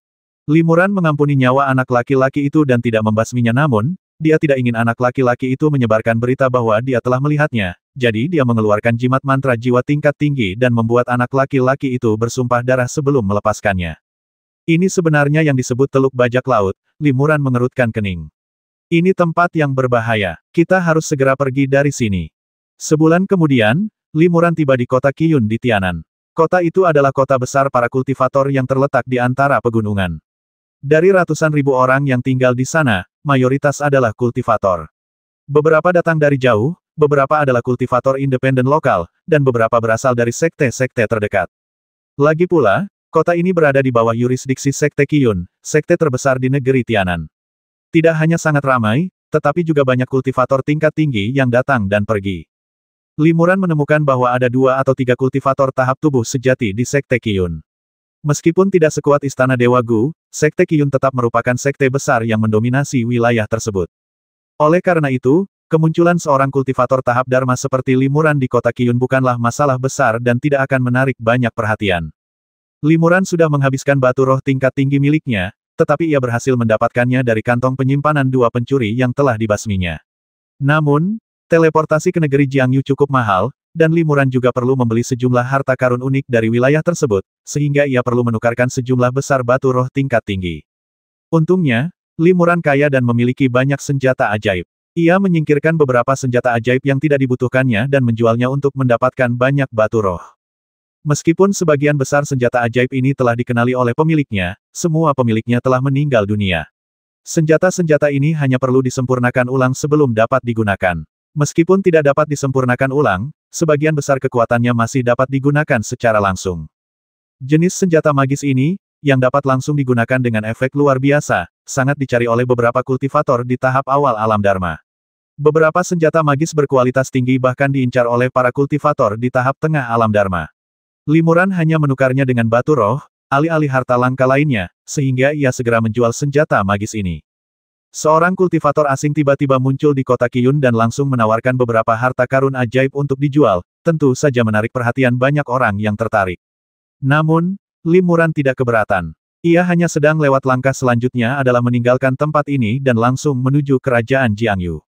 Setelah Limuran membeli sejumlah harta karun yang dibutuhkannya di pasar, dia langsung menuju ke susunan teleportasi dan menjelaskan niatnya kepada seorang tetua sekte Qiyun yang bertanggung jawab di sana. Tetua sekte Qiyun berkata, "Kerajaan Jiangyu. Rekan Taois, Anda pasti seorang tetua sekte Sanxing. Kerajaan Jiangyu adalah salah satu dari 13 kerajaan di Xinjiang Selatan, dan dianggap sebagai negara yang luas. Namun, letaknya di daerah terpencil, dan vitalitas langit dan bumi sangat biasa. Oleh karena itu, dunia kultivasi di kerajaan Jiangyu tidak terlalu makmur. Hanya sekte Sanxing di Gunung Sanxing yang merupakan sekte besar. Mungkin sulit untuk membina para kultivator tahap Dharma di tempat lain." Limuran tersenyum kecil, seolah-olah dia setuju dengan pernyataan pihak lain. Jika dia tahu bahwa seorang kultivator tahap Dharma telah muncul di tempat terpencil seperti pegunungan Kuanglu, dia mungkin akan sangat terkejut. Setelah membayar sejumlah besar batu roh, Limuran dapat menggunakan susunan teleportasi tingkat tinggi jarak jauh ini untuk langsung tiba di kota Yusan di kaki Gunung Sanxing di wilayah kerajaan Jiangyu. Kota Yusan juga merupakan kota besar bagi para kultivator. Konon, sebagian besar kultivator Jiangyu berkumpul di sini, dan untuk para kultivator tingkat tinggi di atas tahap Dharma, hampir semuanya berasal dari sekte Sanxing di sini. Sejak berada di sini, Limuran berjalan-jalan mengelilingi pasar untuk melihat apakah ada harta karun yang disukainya. Bagaimanapun, ia adalah seorang biksu dalam tahap penampakan Dharma. Kemanapun ia pergi, para pemilik toko menyambutnya dengan hangat dan membawakan harta mereka untuk dilihat dan dihargai. Hah! Pikir Limuran ketika melihat harta karun buah spiritual bening berkilau seperti batu giok dan permukaannya semerah darah. Ia lalu berkata dengan tenang, "Aku penasaran, berapa harga buah dewa yang memabukkan ini?" Penjaga toko tertegun sejenak, lalu tersenyum dan berkata, "Haha, senior, kau benar-benar ahli. Buah dewa yang memabukkan ini sangat bermanfaat untuk peningkatan spiritual para kultivator sepertiku di tahap pengembaraan ilahi. Meskipun tidak terlalu berguna untuk orang sepertimu, buah ini bisa digunakan untuk memurnikan pil. Dan hanya master sepertimu yang memiliki kualifikasi dan kemampuan untuk membeli harta karun seperti itu." Di puncak Yuanzhu di bawah yurisdiksi sekte Yuanfu di pegunungan Kuanglu, terdapat aula batu biru kuno yang bernama Aula Zufu. Konon, Aula Zufu ini merupakan aula kuno yang dibangun pada hari berdirinya sekte Yuanfu. Harta karun sekte tersebut, Aula Zufu yang digunakan untuk mencerahkan para murid, biasanya diabadikan di sini. Selain itu, aula ini juga menyimpan prasasti roh para pemimpin sekte Yuanfu secara turun-temurun. Dimulai dari Yuanfu Zhenren sang pendiri, setelah kematian setiap pemimpin, prasasti rohnya dapat ditempatkan di aula ini untuk menerima penghormatan dan pemujaan dari generasi murid selanjutnya. Tempat sepenting kuil Zufu ini merupakan salah satu area terlarang bagi sekte Yuanfu. Tempat ini dipenuhi dengan banyak susunan magis dan larangan. Bahkan para pengikut sekte ini pun kesulitan untuk masuk ke sini. Pada suatu malam yang biasa, sesosok tiba-tiba muncul di luar aula leluhur. Ia hanya mengulurkan tangan dan mengetuknya pelan, dengan mudah menembus lapisan tirai cahaya terlarang di luar aula leluhur. Sosok itu kemudian melesat masuk, seluruh proses hening tirai cahaya terlarang pun langsung kembali normal, seolah-olah tidak terjadi apa-apa. Namun, sosok itu sudah melangkah ke aula Zufu. Di bawah cahaya dupa dan lilin di aula, terlihat jelas bahwa orang ini adalah seorang pemuda tampan berusia 20-an. Dia adalah Limuran. Limuran berhenti dan memandangi potret leluhur yang tergantung di tempat paling mencolok di aula yaitu Yuanfu Zhenren, mantan master tahap tubuh sejati. Dalam lukisan itu, ia tersenyum dan ramah, namun juga memiliki temperamen luar biasa yang hanya dimiliki oleh para kultivator tingkat tinggi. Limuran mendengus dingin. Siapa sangka, meskipun potret leluhur telah dipuja selama 1000 tahun, leluhur Yuanfu Zhenren ternyata belum mati. Pada akhirnya, Limuranlah yang membasmi Yuanfu Zhenren. Apa yang telah kau lakukan tidak membuatmu layak dihormati dan disembah oleh generasi murid masa depan, kata Limuran dengan tenang, sambil menatap potret itu. Namun, aku berjanji kepada Paman Changxia untuk tidak mengungkap masalah ini. Aku akan mengizinkanmu untuk terus melestarikan kejayaan sang guru pendiri. Limuran kemudian berjalan ke aula belakang aula utama, tempat tablet-tablet roh para pemimpin masa lalu diabadikan. Sebuah lilin dinyalakan di depan setiap tablet. Cahaya lilin berkedip-kedip, dan warisan lebih dari 1000 tahun semuanya ada pada tablet roh yang dikemas padat ini. Limuran melihat ke bawah satu persatu dan melihat prasasti Paman Changxia. Di bawahnya terdapat prasasti lain, milik Taois Cixia. Taois Cixia lah yang mengambil alih posisi kepala sekte dari Paman Changxia. Prasasti ini bukan barang baru. Sepertinya beliau sudah lama meninggal, gumam Limuran dalam hati. Selain nama-nama pemimpin berikutnya, prasasti roh ini juga bertatahkan sebuah tanda, yang merupakan tanda identitas sekte Yuanfu semasa hidup mereka. Ada juga beberapa token yang hanya memiliki nama tetapi tidak memiliki token. Tampaknya sebagian besar pemimpin ini meninggal di luar sekte dan relik mereka tidak dapat ditemukan, jadi tidak ada token. Limuran mengeluarkan sebuah tanda dari dadanya, meletakkannya di atas tablet roh Taois Changxia, dan membungkuk hormat. Paman Master, aku telah membawamu kembali, kata Limuran lembut. Sebelum wafat, Taois Changxia menggunakan sisa kekuatan magisnya untuk membuat jimat kehidupan bagi Limuran. Setelah jimat itu selesai, ia langsung musnah, tubuhnya lenyap menjadi gumpalan asap, hanya menyisakan pakaiannya. Token identitas ini adalah salah satu dari sedikit kenang-kenangan yang ditinggalkan Taois Changxia. Limuran menatap tablet roh tersebut dengan linglung, pikirannya seakan melayang ke langit. Siapa yang berani masuk tanpa izin ke area terlarang sekte Yuanfuku? Sebuah suara tua terdengar, lalu sesosok tubuh melesat dengan kecepatan tinggi dari luar aula dan berhenti puluhan kaki di belakang Limuran. Pria itu mengangkat pedang jimat di tangannya dan menatap Limuran dengan ngeri sekaligus waspada. Teriakan tiba-tiba ini menyadarkan Limuran dari ingatannya. Ia perlahan berbalik dan melihat seorang pria tua berambut putih. Limuran tertegun sejenak, lalu mengenali pria itu Anda, Tuan Mosia. Mosia Zilah yang memegang jimat leluhur dan menahbiskan kelompok murid Limuran. Namun, Mosiazi baru berusia awal 30-an, masih sangat muda, tetapi rambut dan janggutnya sudah memutih. Namun, penampilannya tidak banyak berubah, jadi Limuran masih mengenalinya. Siapa kamu? Mosiazi tercengang. Pihak lain benar-benar memanggilnya Paman Master, yang membuatnya sedikit terkejut. Sudah bertahun-tahun ia tidak mendengar sapaan seperti ini. Para murid sekte Yuanfu memanggilnya kepala sekolah atau paman guru. Lagi pula, ia adalah yang paling senior di antara semua kultivator tingkat senyu di sekte Yuanfu. Limuran tersenyum tipis guru, apakah Anda tidak mengenali saya? Mosiazi mengerutkan kening. Pihak lain memanggilnya seperti ini lagi, dan sepertinya dia tidak bercanda. Ia menyipitkan mata dan menatap Limuran dengan saksama. Tiba-tiba, pikirannya bergerak, wajahnya sedikit berubah, matanya terbuka, dan ia berseru. Itu kau, murid Zhao Wuming yang ditahbiskan dengan jimat yang dibuang 200 tahun lalu. Ya, aku muridmu, Limuran mengangguk sambil tersenyum. Mosiazi hampir melupakannya, tetapi ia masih ingat pentahbisan jimat limbah. Mosiazi menghela napas lega. Ia menyimpan pedang jimatnya dan berkata sambil tersenyum, aku tidak menyangka kau bisa mencapai tahap senyu. Cek-cek, sungguh ajaib kau bisa mencapai tahap ini dengan bakatmu. Limuran tersenyum tanpa berkata sepatah kata pun dan perlahan-lahan menghembuskan napasnya. Mosiazi merasakan perubahan aura Limuran dan langsung terkejut. Hei, kau benar-benar telah mencapai tahap akhir senyu. Oh tidak, kau adalah seorang master tahap Citra Dharma. Wajah Mosiazi dipenuhi keheranan, matanya terbuka lebar, seolah-olah dia telah melihat hal yang paling luar biasa di dunia. Limuran mengangguk sedikit dan berkata, saya bisa mendapatkan kesempatan ini berkat Paman Mosia yang telah memberkati saya. Aku tidak pantas, kata Mosiazi cemas, senior sudah menjadi ahli tahap penampakan Dharma, bagaimana mungkin kita masih menggunakan gelar lama? Seharusnya aku memanggilmu Paman Zhao. Limuran mencoba membujuknya beberapa kali, tetapi dia bersikeras untuk tidak berbicara dengan orang-orang segenerasi, jadi Limuran berhenti mencoba membujuknya.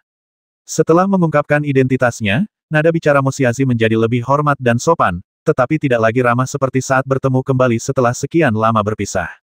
Bagaimana kabar guruku, Taois Cixia, sekarang?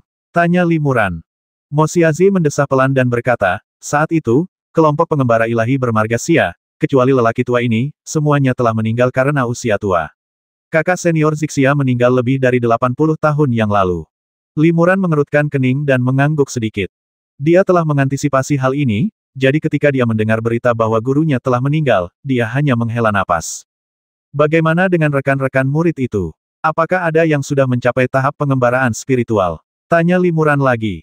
Mo Xiazi menghela napas, kakak senior Zixia tidak suka menerima murid, dan dia belum menerima banyak murid. Lagi pula, kecuali Paman Zhao, murid-murid lain memiliki afinitas keabadian yang dangkal dan belum mampu mencapai tahap Senyu. Adapun murid-murid yang ditahbiskan bersamaan dengan Paman Zhao, ada beberapa yang telah mencapai tahap Senyu. Bagaimana kalau aku memanggil mereka untuk bertemu Paman Zhao? Limuran memikirkannya dan menggelengkan kepalanya. Tidak perlu. Aku datang ke sini kali ini hanya untuk memenuhi keinginan terakhir Master Changxia dan mengembalikan reliknya ke Sekte Yuanfu agar beliau dapat kembali ke akarnya. Sambil berbicara, Limuran menunjuk ke tablet roh Taois Changxia. Mo Xiazi terkejut, dan dia segera melihat token identitas tambahan pada tablet roh. Ini kenang-kenangan kakak senior Changxia, Mo Xiazi melanjutkan. Mungkinkah saat kakak senior Changxia meninggal, Paman Zhao kebetulan ada di sisinya? Limuran mengangguk dan berkata, ya, saya menyaksikan meninggalnya guru Changxia dengan mata kepala saya sendiri. Apa yang terjadi di 4 lembah suci saat itu? Bahkan kakak senior Changxia pun menderita. Siapa musuhnya? Mo Xiazi bertanya-tanya dalam benaknya dan tak kuasa menahan diri untuk mengungkapkannya. Limuran menghela napas, ada 4 musuh total, tapi aku sudah membasmi mereka satu persatu, jadi tidak perlu membahas masalah ini lebih lanjut. Keempat orang yang dimaksud Limuran tak lain adalah 4 orang suci Kuanglu. Ia telah membakar gulungan kebangkitan 3 di antaranya di lembah 4 orang suci, hanya menyisakan Niseng yang lolos. Namun, di area tersegel surga melampaui surga di dalam tanah kuno, ia telah menghancurkan tubuh Niseng. Meskipun jiwanya yang tersisa telah lolos ke rawa erosi tulang, kemungkinan besar jiwanya telah musnah. Oleh karena itu, Limuran mengklaim bahwa ia telah membasmi keempat musuhnya. Jadi, balas dendam besar telah terlaksana. Terima kasih, Paman Zhao. Mo Xiazi tidak berani bertanya lebih lanjut. Aku ingin tahu di mana tuanku dimakamkan. Aku ingin pergi dan memberi penghormatan, kata Limuran tiba-tiba. Itu di gunung belakang puncak Zixia. Biar aku antar Paman Zhao ke sana, kata Mo Xiazi. Limuran mengangguk, dan mereka berdua meninggalkan aula leluhur. Mo Xiazi diam-diam terkejut ketika melihat Limuran dengan mudahnya melepaskan batasan ketat di sini. Ia tidak lagi berani meragukan tingkat kultivasi dan identitas pihak lain. Di bawah sinar bulan, keduanya sampai di gunung belakang puncak Zixia. Setelah Mo Xiazi membawa Limuran ke makam Taois Zixia, dia dengan bijaksana minggir dan membiarkan Limuran berduka sendirian. Limuran menatap makam sepi yang biasa-biasa saja di depannya dan mendesah lagi dalam hatinya. Para master tahap pengembaraan ilahi, yang bagaikan dewa di mata orang biasa, pada hakikat tak lebih dari segenggam tanah kuning. Guru, saya terlambat. Limuran membungkuk dan mengeluarkan sebuah kotak kayu dari tangannya. Ia diam-diam menggunakan kekuatan gaibnya untuk memasukkan kotak kayu itu jauh ke dalam loes di depan makam Tao Zixia tanpa diketahui siapapun, tetapi tidak ada jejak yang tertinggal di permukaan loes. Ada buah ajaib di dalam kotak kayu itu. Buah itu adalah buah memabukkan yang dikirim oleh Taois Zixia kepada Limuran untuk didapatkan di 4 lembah suci. Meskipun sekarang masih ada buah spiritual, Taois Zixia tidak mempunyai kesempatan untuk menikmatinya. Limuran berhenti sejenak di depan makam Taois Zixia, lalu berputar mengelilingi puncak Zixia. Rumah batu tempat ia tinggal saat itu masih ada, tetapi dengan beberapa kamar tambahan, dan telah direnovasi, dengan beberapa murid muda yang tinggal di dalamnya. Limuran melihat beberapa rumah batu masih memiliki lampu menyala. Ia berpikir bahwa para murid di dalamnya sedang berlatih keras atau rajin membuat jimat. Dulu aku berlatih dengan tekun setiap malam, bukankah sama saja? Hati Limuran tergerak. Segalanya telah berubah, begitu pula orang-orang. Melihat kembali masa lalu, rasanya seperti mimpi. Apakah Tuan Changxia sudah mendirikan batu nisan? Tanya Limuran. Karena tidak ada berita pasti tentang kematian kakak senior Changxia, dan tidak ada jenazah atau relik, kami hanya mendirikan prasasti roh pemimpin, tetapi tidak ada makam. Mo Xiazi menggelengkan kepalanya dan berkata. Limuran mengeluarkan beberapa pakaian tua para biksu periode Senyu dari Sekte Yuanfu. Ini adalah pakaian peninggalan Taois Changxia. Mari kita gunakan barang-barang tua ini untuk membangun tugu peringatan bagi saudara senior Changxia, kata Limuran dengan sungguh-sungguh. Pangeran Changxia masih peduli dengan sekte ini sebelum wafatnya. Mari kita dirikan tugu peringatannya di puncak gunung, agar beliau dapat menyaksikan dari jauh perkembangan murid-murid sekte ini. Kami akan melakukannya segera, Mo Xiazi setuju. Limuran mengeluarkan pedang jimat kelas atas, pena jimat, dan beberapa slip giok dari tangannya dan memberikan semuanya kepada Mo Xiazi. Limuran berkata, ini adalah artefak peninggalan Master Changxia, jadi mari kita serahkan untuk digunakan oleh generasi mendatang. Mengenai kepingan giok, beberapa merupakan peninggalan Master Changxia, dan beberapa ditambahkan oleh saya kemudian. Semuanya berisi beberapa wawasan tentang seni pembuatan jimat, serta beberapa rune umum dan langka. Ini juga akan diserahkan kepada sekte. Karena Anda adalah pemimpin sekte Yuanfu saat ini, benda-benda ini akan diserahkan kepada Anda. Setelah mendengar instruksi limuran, hati Mo Xiazi tergerak dan ia bertanya, apakah Tuan Zhao akan pergi lagi? Dengan kultivasi Tuan Zhao saat ini, ia cukup mampu memimpin 4 sekte Kuanglu, dan bahkan mungkin untuk memperluas pengaruh ke-4 sekte Kuanglu dan meninggalkan pegunungan Kuanglu. Limuran menggelengkan kepalanya dan berkata, terus kenapa? Di dunia kultivasi abadi yang luas, seorang kultivator pada tahap Dharma hanyalah selembar daun yang terombang-ambing di lautan. Lagi pula, bagi 4 sekte Kuanglu, tinggal di pegunungan Kuanglu yang terpencil ini dalam keadaan nyaris terisolasi mungkin bukan hal yang buruk. Meskipun 4 sekte Kuanglu tidak kuat, mereka mampu bertahan selama 1000 tahun justru karena alasan ini. Jika 4 sekte Kuanglu keluar untuk bersaing dengan kekuatan lain, mereka mungkin menjadi lebih kuat, tetapi setelah ratusan tahun, mereka mungkin menghadapi kehancuran. Di dunia kultivasi abadi, ada banyak sekte yang telah mengalami pasang surut seperti itu. Sekte Yuanfu dan 4 sekte Kuanglu telah mampu bertahan di sudut, yang dapat dianggap sebagai campuran keuntungan dan kerugian. Mengapa memaksakannya? Mo Xiazi tahu bahwa limuran sama sekali tidak berambisi untuk menyatukan Kuanglu, jadi ia berhenti membujuknya. Ia mengangguk dan berkata, kalau begitu, aku tidak berani bicara banyak. Aku hanya berharap Paman Zhao, mengingat kita dulu murid sekte Yuanfu, akan memberikan lebih banyak dukungan kepada sekte kita. Limuran mengangguk pelan. Saya akan melakukan yang terbaik untuk memenuhi tugas saya. Saya telah meninggalkan jimat transmisi suara tingkat tinggi. Jika sekte menghadapi ancaman serius yang berada dalam kemampuan saya akan maju dan melakukan yang terbaik untuk membantu. Sambil berbicara, Limuran menyerahkan jimat transmisi suara kepada Mo Xiazi, lalu mengeluarkan pedang jimat merah dan beberapa jimat giok. Limuran berkata, pedang darah Phoenix ini dianggap yang terbaik dari semua pedang jimat. Pedang ini telah membantuku mengalahkan musuh dengan jimat berkali-kali. Bagimu dan yang lainnya, pedang ini adalah harta yang langka. Namun, pedang ini tidak terlalu berguna bagiku sekarang, jadi mengapa tidak memberikannya kepadamu juga? Aku juga punya beberapa jimat api jatuh surgawi, yang juga bisa disimpan di sekte sebagai pelindung. Terima kasih, Paman Master Zhao. Mo Xiazi sangat gembira. Menerima hadiah-hadiah ini hanyalah hal sekunder. Fakta bahwa Limuran dapat memberikan harta karun ini kepadanya menunjukkan bahwa ia masih memiliki perasaan terhadap sekte tersebut. Ini lebih layak untuk disyukuri daripada menerima beberapa harta karun. Dengan para senior di tahap penampakan Dharma yang diam-diam mendukung sekte kita pasti akan aman dan terlindungi selama beberapa ratus tahun ke depan, pikir Mo Xiazi dalam hati. Setelah Limuran memberikan beberapa instruksi, ia mulai berpikir untuk pergi. Sesuatu terlintas di benaknya, dan ia bertanya, ngomong-ngomong, apakah ada teman lama Zhao di sekte lain? Misalnya, apakah Yan Cucu, putri mantan kepala sekolah sekte Danxin, masih di sini? Rekan Taois Yan, Mo Xiazi tertegun. Jadi, Paman Zhao mengenalnya. Dia masih di sekte Danxin dan sekarang menjadi kepala aula Jingxin. Dia masih di sini. Bagaimana tingkat kultivasinya saat ini? Mendengar kabar dari seorang teman lama, hati Limuran tiba-tiba berdebar kencang. Mo Xiazi berkata, rekan Taois Yan adalah seorang kultivator pengembaraan ilahi tingkat menengah, yang tidak sebaik ayahnya. Saat itu, pemimpin sekte Yan berada di puncak tahap pengembaraan ilahi akhir, tetapi sayangnya ia gagal mencapai hambatan tahap fase Dharma. Sungguh disayangkan. Tahap tengah pengembaraan ilahi, gumam Limuran sambil mendesah pelan, sepertinya masa hidupnya hampir berakhir. Benar, kata Mo Xiazi sambil tersenyum kecut, Guru Zhao telah pergi selama hampir 200 tahun. Jika para murid pada masa itu tidak mencapai tahap pengembaraan ilahi, mereka pasti sudah lama meninggal. Sekalipun mereka mencapai tahap pengembaraan ilahi, umur mereka akan sangat pendek. Lagi pula, bagi seorang kultivator di tahap pengembaraan ilahi, umur mereka hanya sedikit di atas 200 tahun. Jika Guru Zhao datang 1 dekade kemudian, saya khawatir beliau tidak akan melihat saya. Nada bicara Mo Xiazi penuh dengan kesedihan, dan Limuran tentu saja dapat mendengarnya. Kalau saja dia gagal maju ke tahap Dharma, dia mungkin akan berada dalam suasana hati yang sama saat ini. Tuan Zhao ada urusan lain, jadi saya pamit dulu. Limuran membungkuk ringan, lalu dengan cepat tubuhnya melesat ke langit malam. Paman Master Zhao, apakah Anda akan pergi sekarang? Tak seorang pun murid sekte kami yang mendapat kehormatan untuk melihat keanggunan Paman Master Zhao.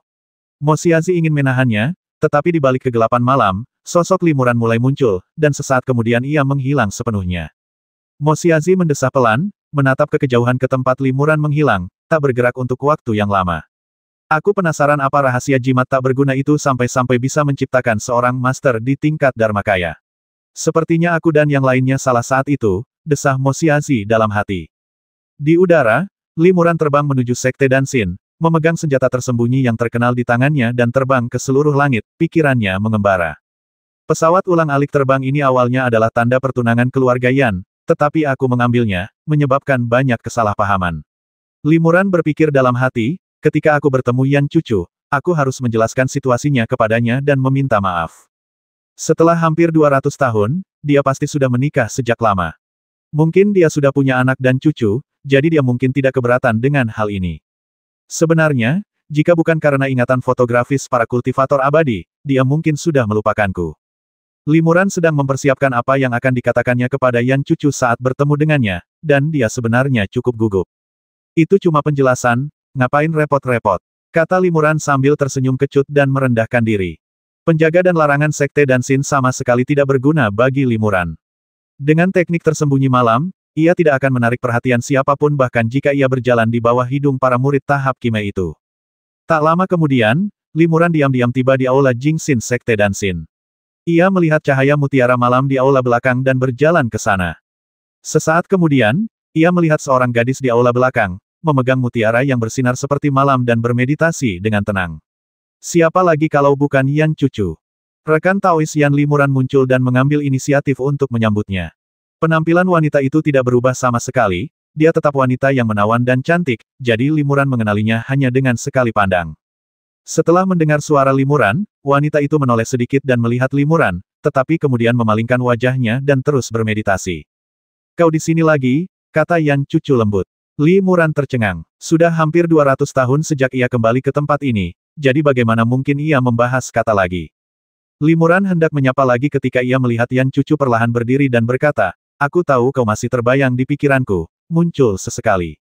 Aku tak menyangka di aula yang sunyi ini, meskipun pikiranku telah setenang sumur kuno, aku tetap tak bisa menyingkirkan kehadiranmu.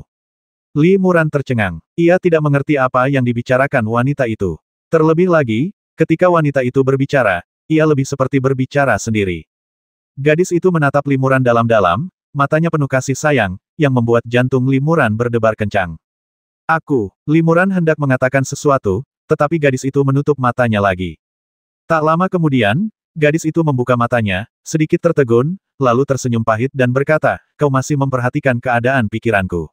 Aku takkan pernah bisa benar-benar tenang. Hati Limuran tergerak, dan dia tampaknya telah menebak sesuatu secara samar. Gadis muda itu berjalan ke arah Limuran, menatapnya dengan penuh kasih sayang, dan bergumam dalam hati, kau tampaknya sedikit berubah kali ini. Meskipun kau masih terlihat sangat muda, matamu telah menjadi jauh lebih dewasa. Jika kau benar-benar telah hidup lebih dari 200 tahun, kau tentu tidak memiliki ekspresi yang sama dengan murid muda Sekte Yuanfu. Sepertinya ilusi ibel batinku semakin nyata. Sementara gadis itu berbicara, dia sudah berjalan di depan Limuran, dan mengulurkan tangannya yang halus untuk menyentuh wajah Limuran. Entah mengapa Limuran tidak menghindar dan membiarkan tangan lembut bagai batu giok itu membelai kulitnya. Hah! Gadis itu tertegun. Bahkan indera peraba pun terasa nyata. Apa aku sepenuhnya dikendalikan oleh ibel batiniah? Ini bukan ibel di hatiku, Limuran tak kuasa menahan diri untuk berkata, ini benar-benar aku. Aku terlambat. Seharusnya aku sudah menjelaskan semuanya padamu sejak lama. Gadis itu terkejut mendengar ini. Ia menatap Limuran dengan mata terbelalak dan berkata tak percaya, Saudara Wuming, benarkah itu Anda? Ini aku Zhao Wuming, orang yang memintamu membawakan pesawat ulang-alik terbang langit. Limuran mengangguk dan mengangkat pesawat ulang-alik giok di tangannya. Gadis itu mengeluarkan suara, dan langsung menghambur ke pelukan Limuran, bergumam, Saudara Wuming, akhirnya kau di sini. Cucu tahu kau akan datang untuk menikahiku. Untuk hari ini, cucu telah menunggu selama hampir 200 tahun. Agar tidak menua saat menunggu, cucu telah berlatih teknik khusus untuk menjaga kecantikannya agar Saudara Wuming dapat mengenaliku. Sebenarnya aku bukan, itu. Limuran tiba-tiba merasa malu, dan tidak bisa mengucapkan kata-kata yang telah ia persiapkan sebelumnya. Yan Cucu menangis bahagia. Setelah beberapa lama, ia meninggalkan pelukan Limuran, menyeka air matanya, tersenyum tipis, dan berkata, rekan Daois Zhao datang hanya untuk mengembalikan mantian Fei Shuo, bukan untuk menikahi cucu. Cucu mengerti bahwa mungkin itu hanya kesalahpahaman di awal, tetapi ia tidak menyerah. Cucu berpikir bahwa rekan Daois Zhao mungkin sudah lama jatuh. Melihat rekan Daois Zhao selamat dan sehat hari ini sudah merupakan kehidupan yang bebas penyesalan. Bagaimana mungkin ia berani memiliki harapan yang lebih tidak masuk akal lagi? Rekan Daois Zhao datang di waktu yang tepat. Mungkin jika 10 atau 20 tahun kemudian, cucu tidak akan memiliki kesempatan untuk bertemu rekan Daois. Melihatnya hari ini, bahkan jika ia berubah menjadi tumpukan tanah kuning dalam 20 tahun, itu akan menjadi kehidupan tanpa penyesalan. Tidak ada kesalahpahaman, kata Limuran tiba-tiba sambil tersenyum, aku datang ke sini kali ini untuk menikahimu dan menghabiskan sisa hidupku bersamamu. Aku ingin tahu apakah kau bersedia kembali ke dunia fana bersamaku dan menjadi suami istri fana. Mata Yan Cucu berbinar ketika mendengar ini. Ia menatap Limuran cukup lama, lalu menggelengkan kepala dan berkata sambil tersenyum kecut, rekan Daois Zhao hanya ingin menghibur cucu. Meski begitu, cucu sebenarnya ingin setuju, tetapi sayangnya, rekan Daois Zhao adalah seorang kultivator yang berdedikasi dan bertapa. Ia telah menggunakan waktunya yang terbatas untuk berkultivasi. Bagaimana mungkin ia menyia-nyiakan lebih dari 10 tahun hidupnya untuk mendampingi cucu? Cucu sudah puas bahwa rekan Daois Zhao memiliki hati seperti itu, dan tidak berani meminta lebih. Limuran menggenggam tangan Yan Cucu dan berkata dengan sungguh-sungguh, aku tidak bercanda, aku juga tidak sedang berusaha menghiburmu. Setelah melihatmu, aku memang tergoda oleh keinginan duniawi. Aku khawatir hanya setelah mengalami masa transformasi fana sejati aku dapat melanjutkan kultivasiku. Jika tidak, ini akan menjadi bahaya tersembunyi bagi Ibel dalam diriku, yang akan membuat kultivasiku di masa depan kurang efektif. Sambil berbicara, Limuran memanggil Xiaobai dan berkata, serigala bulan melolong ini diberikan kepadaku secara pribadi olehmu. Jadi, biarlah ia menjadi saksi antara kau dan aku. Limuran menunjuk langit malam dan berkata, kita berdua, dengan serigala bulan melolong sebagai saksi, bintang-bintang dan bulan sebagai makblang, dan pesawat ulang-alik yang terbang melintasi langit sebagai janji kita, telah menjadi sepasang kekasih. Meskipun kita tak bisa menjadi sepasang kekasih abadi di dunia kultivasi abadi, kita bisa menjadi sepasang kekasih yang menua bersama di dunia fana. Yan Cucu mengangguk berulang kali, tidak tahu apakah itu karena gembira atau gembira, air mata bagaikan mutiara terus mengalir di wajah cantiknya. Malam itu, keduanya diam-diam terbang meninggalkan Sekte Dansin dan tiba di sebuah desa pegunungan kecil di pinggiran pegunungan Kuanglu. Tempat ini disebut Desa Obat. Sebagian besar penduduk desa ini adalah petani herbal yang pergi ke gunung untuk mengumpulkan tanaman herbal. Konon, Zhao Wuming lahir di desa kecil ini, gumam Limuran. Yan Cucu tercengang. Bukankah kamu Zhao Wuming? Kenapa kamu bahkan tidak tahu tempat kelahiranmu? Yan Wu pernah bilang kamu kehilangan ingatan masa kecilmu. Sepertinya itu benar. Limuran tersenyum dan berkata, masa lalu tidaklah penting. Aku hanya tahu bahwa setiap hari aku bersamamu mulai sekarang, aku akan menjadi Zhao Wuming, suamimu. Yan Cucu tersenyum manis dan berkata, suamiku, apakah kamu berencana untuk tinggal menyendiri di sini? Limuran mengangguk tidak buruk, menurutmu apa yang dipikirkan Cucu? Yan Cucu berkata, selama aku bisa bersama suamiku, dimanapun aku berada, aku tak peduli. Lagi pula, tempat ini sangat terpencil, jauh dari hiruk-pikuk pegunungan hijau dan airnya yang jernih sungguh indah. Disinilah suamiku dilahirkan, jadi tempat ini sangat berarti. Sungguh tempat yang luar biasa untuk menjadi manusia. Baiklah, aku dan suamiku akan tinggal di sini. Kami akan mengumpulkan herba dan menanam bunga, dan tidak perlu khawatir tentang budidaya. Limuran berkata, namun, dengan penampilan Cucu yang mengejutkan, itu akan dengan mudah membuat manusia-manusia ini khawatir. Kita harus menyamar. Saat dia berbicara, aura samar muncul dari tubuh Limuran, dan sesaat kemudian, dia berubah menjadi seorang pria tua dengan rambut setengah putih. Yan Cucu juga mengangguk, dan dia berubah menjadi seorang wanita seusia dengan Limuran. Saat fajar, mereka berdua berjalan memasuki desa kecil dengan cara ini dan menetap di desa tersebut. Hampir 200 tahun telah berlalu, dan tak seorang pun di desa kecil ini yang mengenali Zhao Wuming lagi. Bahkan Pak Tua Guo dan keluarganya, yang memiliki hubungan dekat dengan Zhao Wuming, pun tak ada lagi. Sejak saat itu, mereka berdua mencari nafkah dengan menanam bunga di sini. Yan Cucu adalah putri mantan pemimpin Sekte Dansin. Dengan pengetahuannya tentang pengobatan spiritual, menanam bunga dan herba spiritual yang paling umum ini tentu saja sangat mudah. Limuran juga mengambil bunga pengusir serangga dan menanamnya bersama Yan Cucu. Berkat bantuan Yan Cucu, budidaya bunga pengusir serangga berjalan jauh lebih lancar. Karena bunga itu ditanam di desa kecil, nyamuk, lalat, dan semut di sekitar tidak lagi berani mendekat, sehingga mengurangi masalah bagi penduduk desa tentu saja, manusia biasa ini tentu saja tidak tahu alasannya. Yang mereka tahu, pasangan tua yang berasal dari luar desa itu, sangatlah mesra dan tak terpisahkan, mereka selalu pergi keluar bersama setiap hari, mereka juga sangat pandai bercocok tanam tanaman herbal, dan setiap kali warga desa menemui masalah di daerah ini, mereka selalu mendapat jawaban yang memuaskan asalkan mereka mau meminta nasihat. Saat musim berganti, musim dingin berganti musim semi, tahun demi tahun berlalu penduduk desa secara bertahap terbiasa dengan kehadiran pasangan tersebut, dan akan mengundang mereka ke setiap pernikahan atau pemakaman, dan memperlakukan mereka sebagai orang tua. 20 tahun berlalu dengan cepat. Pada hari ini, di depan sebuah makam kecil yang dikelilingi berbagai bunga dan tanaman di kaki gunung di belakang desa, Limuran membungkuk untuk menggemburkan tanah dan dengan hati-hati merawat bunga dan tanaman tersebut. Seorang penduduk desa setengah baya berjalan menuju tempat ini dan berteriak dari kejauhan, "Pak Tua Zhao, Anda ada di sini seperti yang diharapkan." Limuran mengangkat kepalanya, melihatnya, dan berkata, "Ini saudara Hu, ada apa?" Pria parubaya itu berkata, "Para pedagang jamu telah datang. Mereka semua tahu bahwa Pak Tua Zhao dari desa kami adalah petani jamu paling terkenal di sekitar sini. Ramuan yang Anda identifikasi pasti berkualitas baik.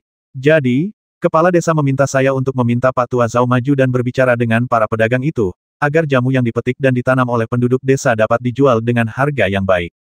"Benarkah?" Limuran mengangguk, namun tidak meletakkan cangkul di tangannya. Pria parubaya itu membungkuk ke batu nisan dan mendesah, "Cinta Pak Tua Zhao kepada Bibi sungguh tak terlukiskan. Bibi sudah meninggal 3 tahun yang lalu, dan Pak Tua Zhao masih datang setiap hari untuk menemaninya dan merawat bunga-bunga serta tanaman ini, hujan atau cerah. Semua gadis di desa bilang kalau mereka bisa menemukan pria yang cintanya hanya setengah dari cinta Pak Tua Zhao, mereka pasti akan puas." "Ya, sudah 3 tahun. Limuran tertegun mendengar ini, dan cangkul di tangannya berhenti di udara. 20 tahun untuk berlatih meditasi, mungkin hanya sekadar berlatih menyendiri biasa, tetapi 20 tahun di dunia fana membuat Limuran mengalami begitu banyak kelahiran, usia tua, sakit dan mati, kegembiraan, kemarahan, kesedihan dan kebahagiaan. Apa yang terjadi dalam 20 tahun ini mungkin merupakan hal-hal sepele yang tidak penting di mata para kultivator abadi, tetapi semuanya memiliki dampak yang mendalam pada Limuran. Limuran tenggelam dalam kenangan. Ia dan Yan Cucu menjalin hubungan yang penuh kasih dan tetap bersama hingga akhir hayat mereka. Dari perpisahan yang memilukan saat Yan Cucu meninggal dunia hingga perlahan-lahan terbiasa mengunjungi makamnya setiap hari untuk menanam bunga dan tanaman, proses ini hanyalah proses menjadi manusia biasa bagi Limuran, tetapi bagi orang biasa, ini mungkin merupakan pengalaman seumur hidup. Hanya dengan mengalaminya secara langsung, seseorang dapat memahami hangat dan dinginnya hakikat manusia serta ketidakberdayaan hidup dan mati. Dan seringkali, hanya setelah mengalaminya, seseorang dapat mencapai pencerahan dan ketenangan pikiran. "Pak Tua Zhao, Pak Tua Zhao." Pria parubaya itu melihat Limuran linglung dan tidak menanggapi permintaannya, jadi dia berteriak beberapa patah kata dengan keras. Limuran tampak terbangun, dan tiba-tiba jantungnya berdebar kencang. Ia mendesah dan bergumam, "Sudah waktunya aku pergi dari sini." "Pergi? Apa maksudmu, Pak Tua Zhao? Apa kau selalu merasa tidak enak badan, atau kau berencana meninggalkan desa kami?" Pria parubaya itu terkejut dan buru-buru menasihati, "Pak Tua Zhao dan Bibi sudah tinggal di desa ini selama 20 tahun. Kami sudah lama menganggap kalian berdua sebagai keluarga. Pak Tua Zhao sudah sangat tua, mengapa ia harus terus berkelana? Akan lebih baik baginya untuk tinggal di sini dan menikmati masa tuanya. Kami pasti akan berusaha sebaik mungkin untuk merawat Pak Tua Zhao." Limuran tersenyum tipis dan berkata, "Apa yang ditakdirkan datang pada akhirnya akan datang, dan apa yang ditakdirkan pergi tak dapat dihentikan. Aku akan membawa sebagian besar bunga dan tanaman yang kutanam, tetapi akan kutinggalkan beberapa. Jika pendapatan desa rendah, kau bisa memberikan satu kepada penjual tanaman obat besar untuk dijual, yang akan memastikan penduduk desa memiliki cukup makanan dan pakaian. Ada juga bunga spiritual merah muda di antara bunga-bunga itu. Jangan sentuh. Dengan bunga ini, desa akan terbebas dari nyamuk, lalat, serangga, dan semut, serta akan lebih tahan terhadap penyakit. Selain itu, jangan sebarkan hal ini, agar tidak menimbulkan masalah." Pria parubaya itu ingin membujuknya lagi, tetapi dia melihat sosok Pak Tua Zhao semakin samar, dan perlahan-lahan, dia benar-benar menghilang dari pandangannya. Pria parubaya itu ketakutan. Ia buru-buru memanggil beberapa penduduk desa dan mencari Pak Tua Zhao kemana-mana, tetapi mendapati Pak Tua Zhao memang sudah tidak ada di desa, dan masih banyak bunga dan herba spiritual berharga yang tersisa di kebunnya. Kisah ini lambat laun menjadi legenda di desa. Rempah-rempah yang ditinggalkan Pak Tua Zhao memang membantu penduduk desa mencari nafkah selama masa kekeringan dan banjir. Sebagai rasa terima kasih, penduduk desa dengan hati-hati merawat makam Bibi Zhao, merenovasinya dari waktu ke waktu. Jadi, setelah bertahun-tahun, beberapa baris tulisan tangan di batu nisan itu masih terlihat jelas. Makam istriku tercinta Yan Cucu didirikan sebagai tanda duka oleh rakyat jelata Zhao Huming. Ada pula beberapa baris ungkapan duka begitu aku memasuki jalan keabadian, aku menyia-nyiakan hidupku, dan selama 200 tahun aku tak menyesali apapun kini terpisah oleh Yin dan Yang, aku tak lagi memiliki obsesi yang akan membuatku mengembara di dunia fana.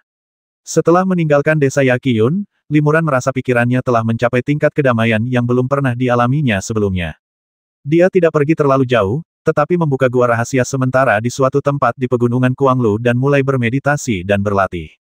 Limuran mengeluarkan sepotong kristal pemakan mimpi, yang merupakan harta karun yang ditransformasikan dari ulat sutra pemakan mimpi yang tak terhitung jumlahnya selama menjaga Pulau Ningfeng dan menangani wabah serangga. Kristal ini juga merupakan bahan pembantu yang sangat baik untuk mengembangkan kesadaran ilahi. Selain kristal pemakan mimpi, Limuran juga mengeluarkan beberapa harta karun yang diperolehnya di pelelangan yang sangat membantu pengembangan kesadaran spiritualnya. Ia berencana untuk mulai berjuang mencapai tingkat pertama alam kesempurnaan agung dari Taiksu Sutra. Limuran telah berlatih Taiksu Sutra selama puluhan tahun, tetapi belum pernah berhasil. Kali ini, setelah mengalami transformasi menjadi manusia biasa, kondisi mentalnya telah jauh lebih baik, dan dengan bantuan harta karun yang diperoleh dengan susah payah ini, peluang keberhasilannya tidak kecil. Dan faktanya memang demikian. Semuanya terjadi secara alami. Limuran berhasil menyelesaikan tingkat pertama Taiksu Sutra. Kekuatan spiritualnya tiba-tiba menjadi 30% lebih tinggi daripada para kultivator setingkatnya.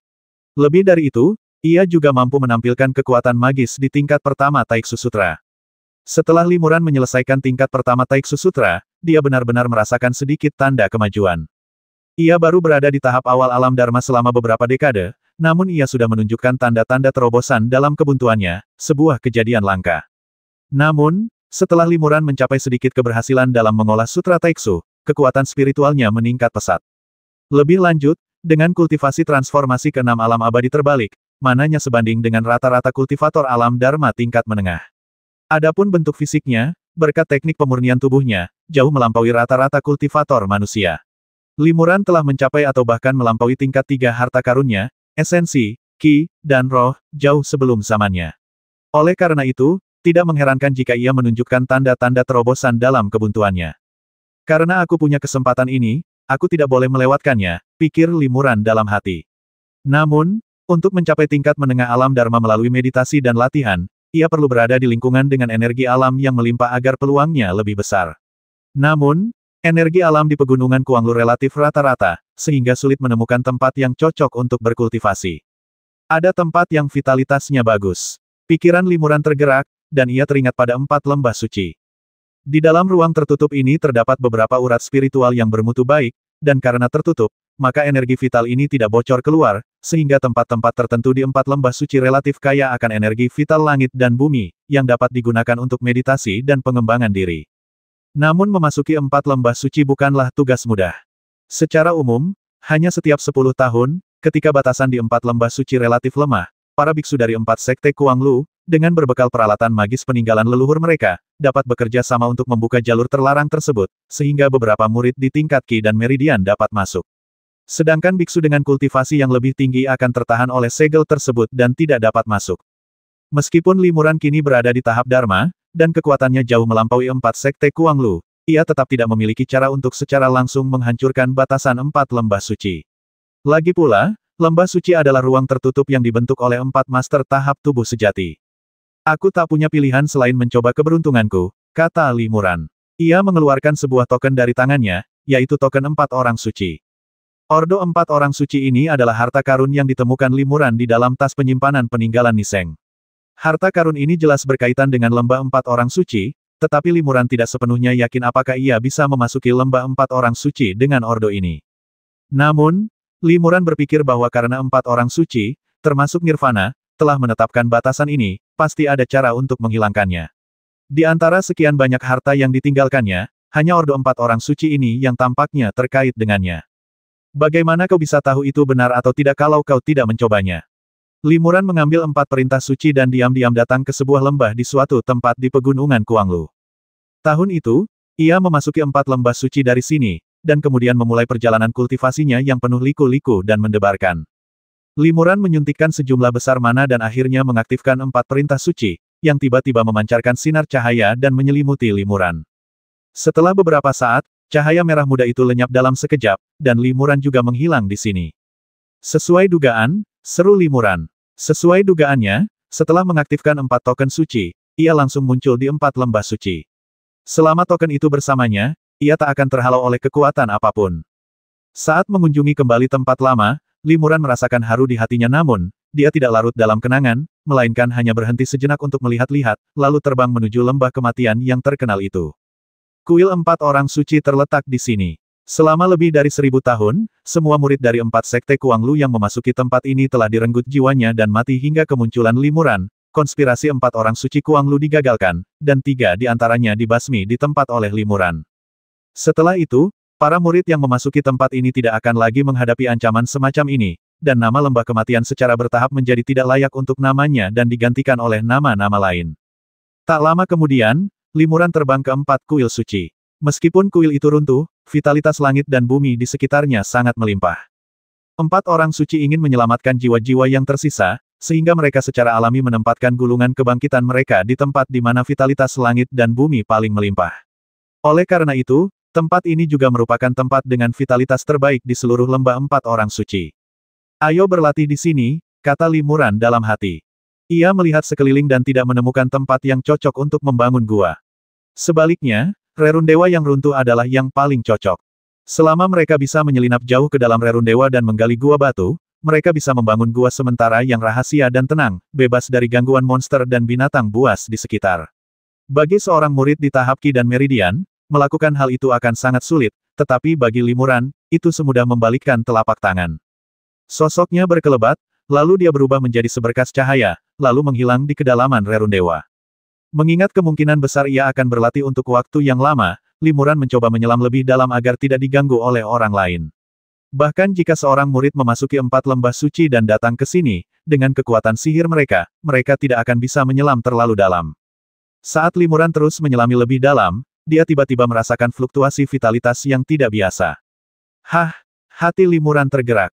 Jika bukan karena tingkat kultivasinya yang tinggi, ia mungkin tidak akan bisa mendeteksi kelainan ini. Sepertinya itu fluktuasi energi vital yang disebabkan oleh batasan lingkaran sihir. Mungkinkah ada lingkaran sihir dan batasan lain jauh di bawah tanah di keempat kuil suci ini? Limuran tercengang. Dia dengan hati-hati mengikuti fluktuasi energi dan segera dia sampai di gua bawah tanah. Walaupun di sini gelap, namun di sekelilingnya terbentuk lingkaran sihir. Kekuatan lingkaran sihir itu masih terjaga dan cukup kuat. Pastilah formasi besar yang dibentuk dengan bantuan urat spiritual luar biasa di sini sebagai pusat formasi. Hanya dengan cara inilah formasi tersebut dapat terus menyerap vitalitas langit dan bumi di sekitarnya dan terus mengisi kembali vitalitas formasi tersebut, pikir limuran dalam hati. Teknik ini sangat cerdik, tetapi limuran telah melihatnya berkali-kali sebelumnya. Para kultivator dari 4 sekte Kuanglu mungkin tidak dapat memahaminya. Limuran terus menjelajah ke dalam lorong gua, dan tak lama kemudian ia melihat tirai cahaya putih kecil. Itu sebenarnya susunan teleportasi kecil. Aku penasaran kemana susunan teleportasi itu bisa mengarah. Limuran terkejut. Limuran yakin bahwa ini adalah formasi yang dibentuk oleh 4 orang suci Kuanglu saat itu, dan belum pernah diceritakan kepada para pengikut dan keturunan 4 sekte Kuanglu. Meskipun dia tidak tahu apakah ada bahaya lain di balik susunan teleportasi, limuran memutuskan untuk masuk dan mencari tahu setelah ragu-ragu sejenak. Untuk berjaga-jaga, dia memanggil cahaya jati dirinya dan memegang perisai Suan Guang di depannya sebelum dia melesat ke tirai cahaya teleportasi. Saat berikutnya, mata limuran berbinar dan dia benar-benar muncul di sebuah ruangan batu yang terang.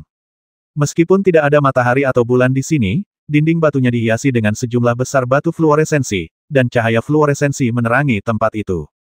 Ini ternyata istana batu. Seru limuran. Ia mendapati istana batu tempat ia berada terhubung dengan beberapa ruangan batu yang lebih kecil, dan ruangan-ruangan batu ini diselimuti oleh lapisan tirai cahaya terlarang. Ada apa sebenarnya di sini? Limuran penasaran. Ia mengeluarkan pedang pemburu jiwa dan menebas salah satu lapisan tirai cahaya terlarang dengan cahaya pedang berbentuk bulan sabit yang mengandung kekuatan jati diri. Cahaya pisau puff menebas tirai cahaya, tetapi hanya merobek lubang kecil lalu menghilang, dan tirai cahaya segera pulih seperti sebelumnya. Tetapi pada saat ini, limuran telah samar-samar melihat bahwa di balik tirai cahaya terlarang, sebenarnya ada setumpuk batu roh dan harta karun lainnya. Jadi disinilah 4 orang bijak Kuang Lu menyembunyikan harta mereka, Li Muran tiba-tiba menyadari. Orang-orang ini adalah para master dari tahap tubuh sejati semasa hidup mereka, jadi wajar saja mereka kaya raya, jadi mereka meninggalkan sejumlah harta benda agar setelah mereka terlahir kembali dan mengambil alih tubuh lain, mereka dapat berlatih ke tingkat yang lebih tinggi dengan lebih cepat. Yah, semua batasan di sini berbeda. Sepertinya batasan-batasan itu dibuat secara independen oleh 4 orang suci Kuang Lu. Salah satu ruang batu kosong, dan batasan-batasannya telah lenyap. Ini pasti karena Niseng datang ke sini di masa lalu untuk melenyapkan batasan-batasan itu dan mengambil harta karun itu. Li Muran masih ingat bahwa Niseng telah menggunakan senjata ajaib penyelamat hidupnya, mangkuk emas ungu, dari 1000 tahun yang lalu. Mangkuk emas ungu kemungkinan besar disembunyikan di sini dan kemudian diperoleh Niseng. Namun, saat itu, Nirvana baru saja bereinkarnasi dan masih berada di tahap Qi dan Meridian. Ia tidak dapat membuka paksa batasan 3 orang suci lainnya, sehingga ia hanya bisa mengambil harta karunnya sendiri, sementara harta karun 3 orang suci lainnya masih tertinggal di sini. Karena kamu sudah menemukan tempat ini, aku tidak akan bersikap sopan, Li Muran tersenyum tipis. Meskipun dia tidak tahu bagaimana cara mendobrak batasan-batasan independen ini, dengan kekuatan kultivasinya saat ini, dia dapat mencoba untuk secara paksa mendobrak batasan-batasan tersebut dan mengambil harta karun di dalamnya.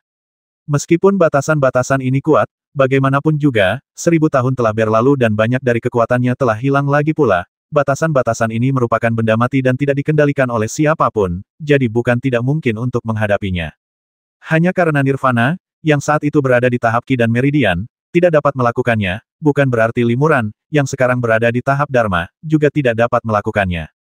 Li Muran mengeluarkan tongkat Kanglong, mengumpulkan seluruh tenaganya, dan menghantamkannya ke arah salah satu tirai cahaya terlarang. Tiba-tiba, bayangan tongkat emas yang tak terhitung jumlahnya jatuh satu demi satu, seperti gunung-gunung kecil yang menekan tirai cahaya terlarang. Dengan suara bang yang teredam, tempat tirai lampu pembatas itu terkena hantaman hancur berkeping-keping. Akan tetapi, kekuatan pembatasan tersebut belum sepenuhnya hilang dan masih diperbaiki dengan cepat. 410.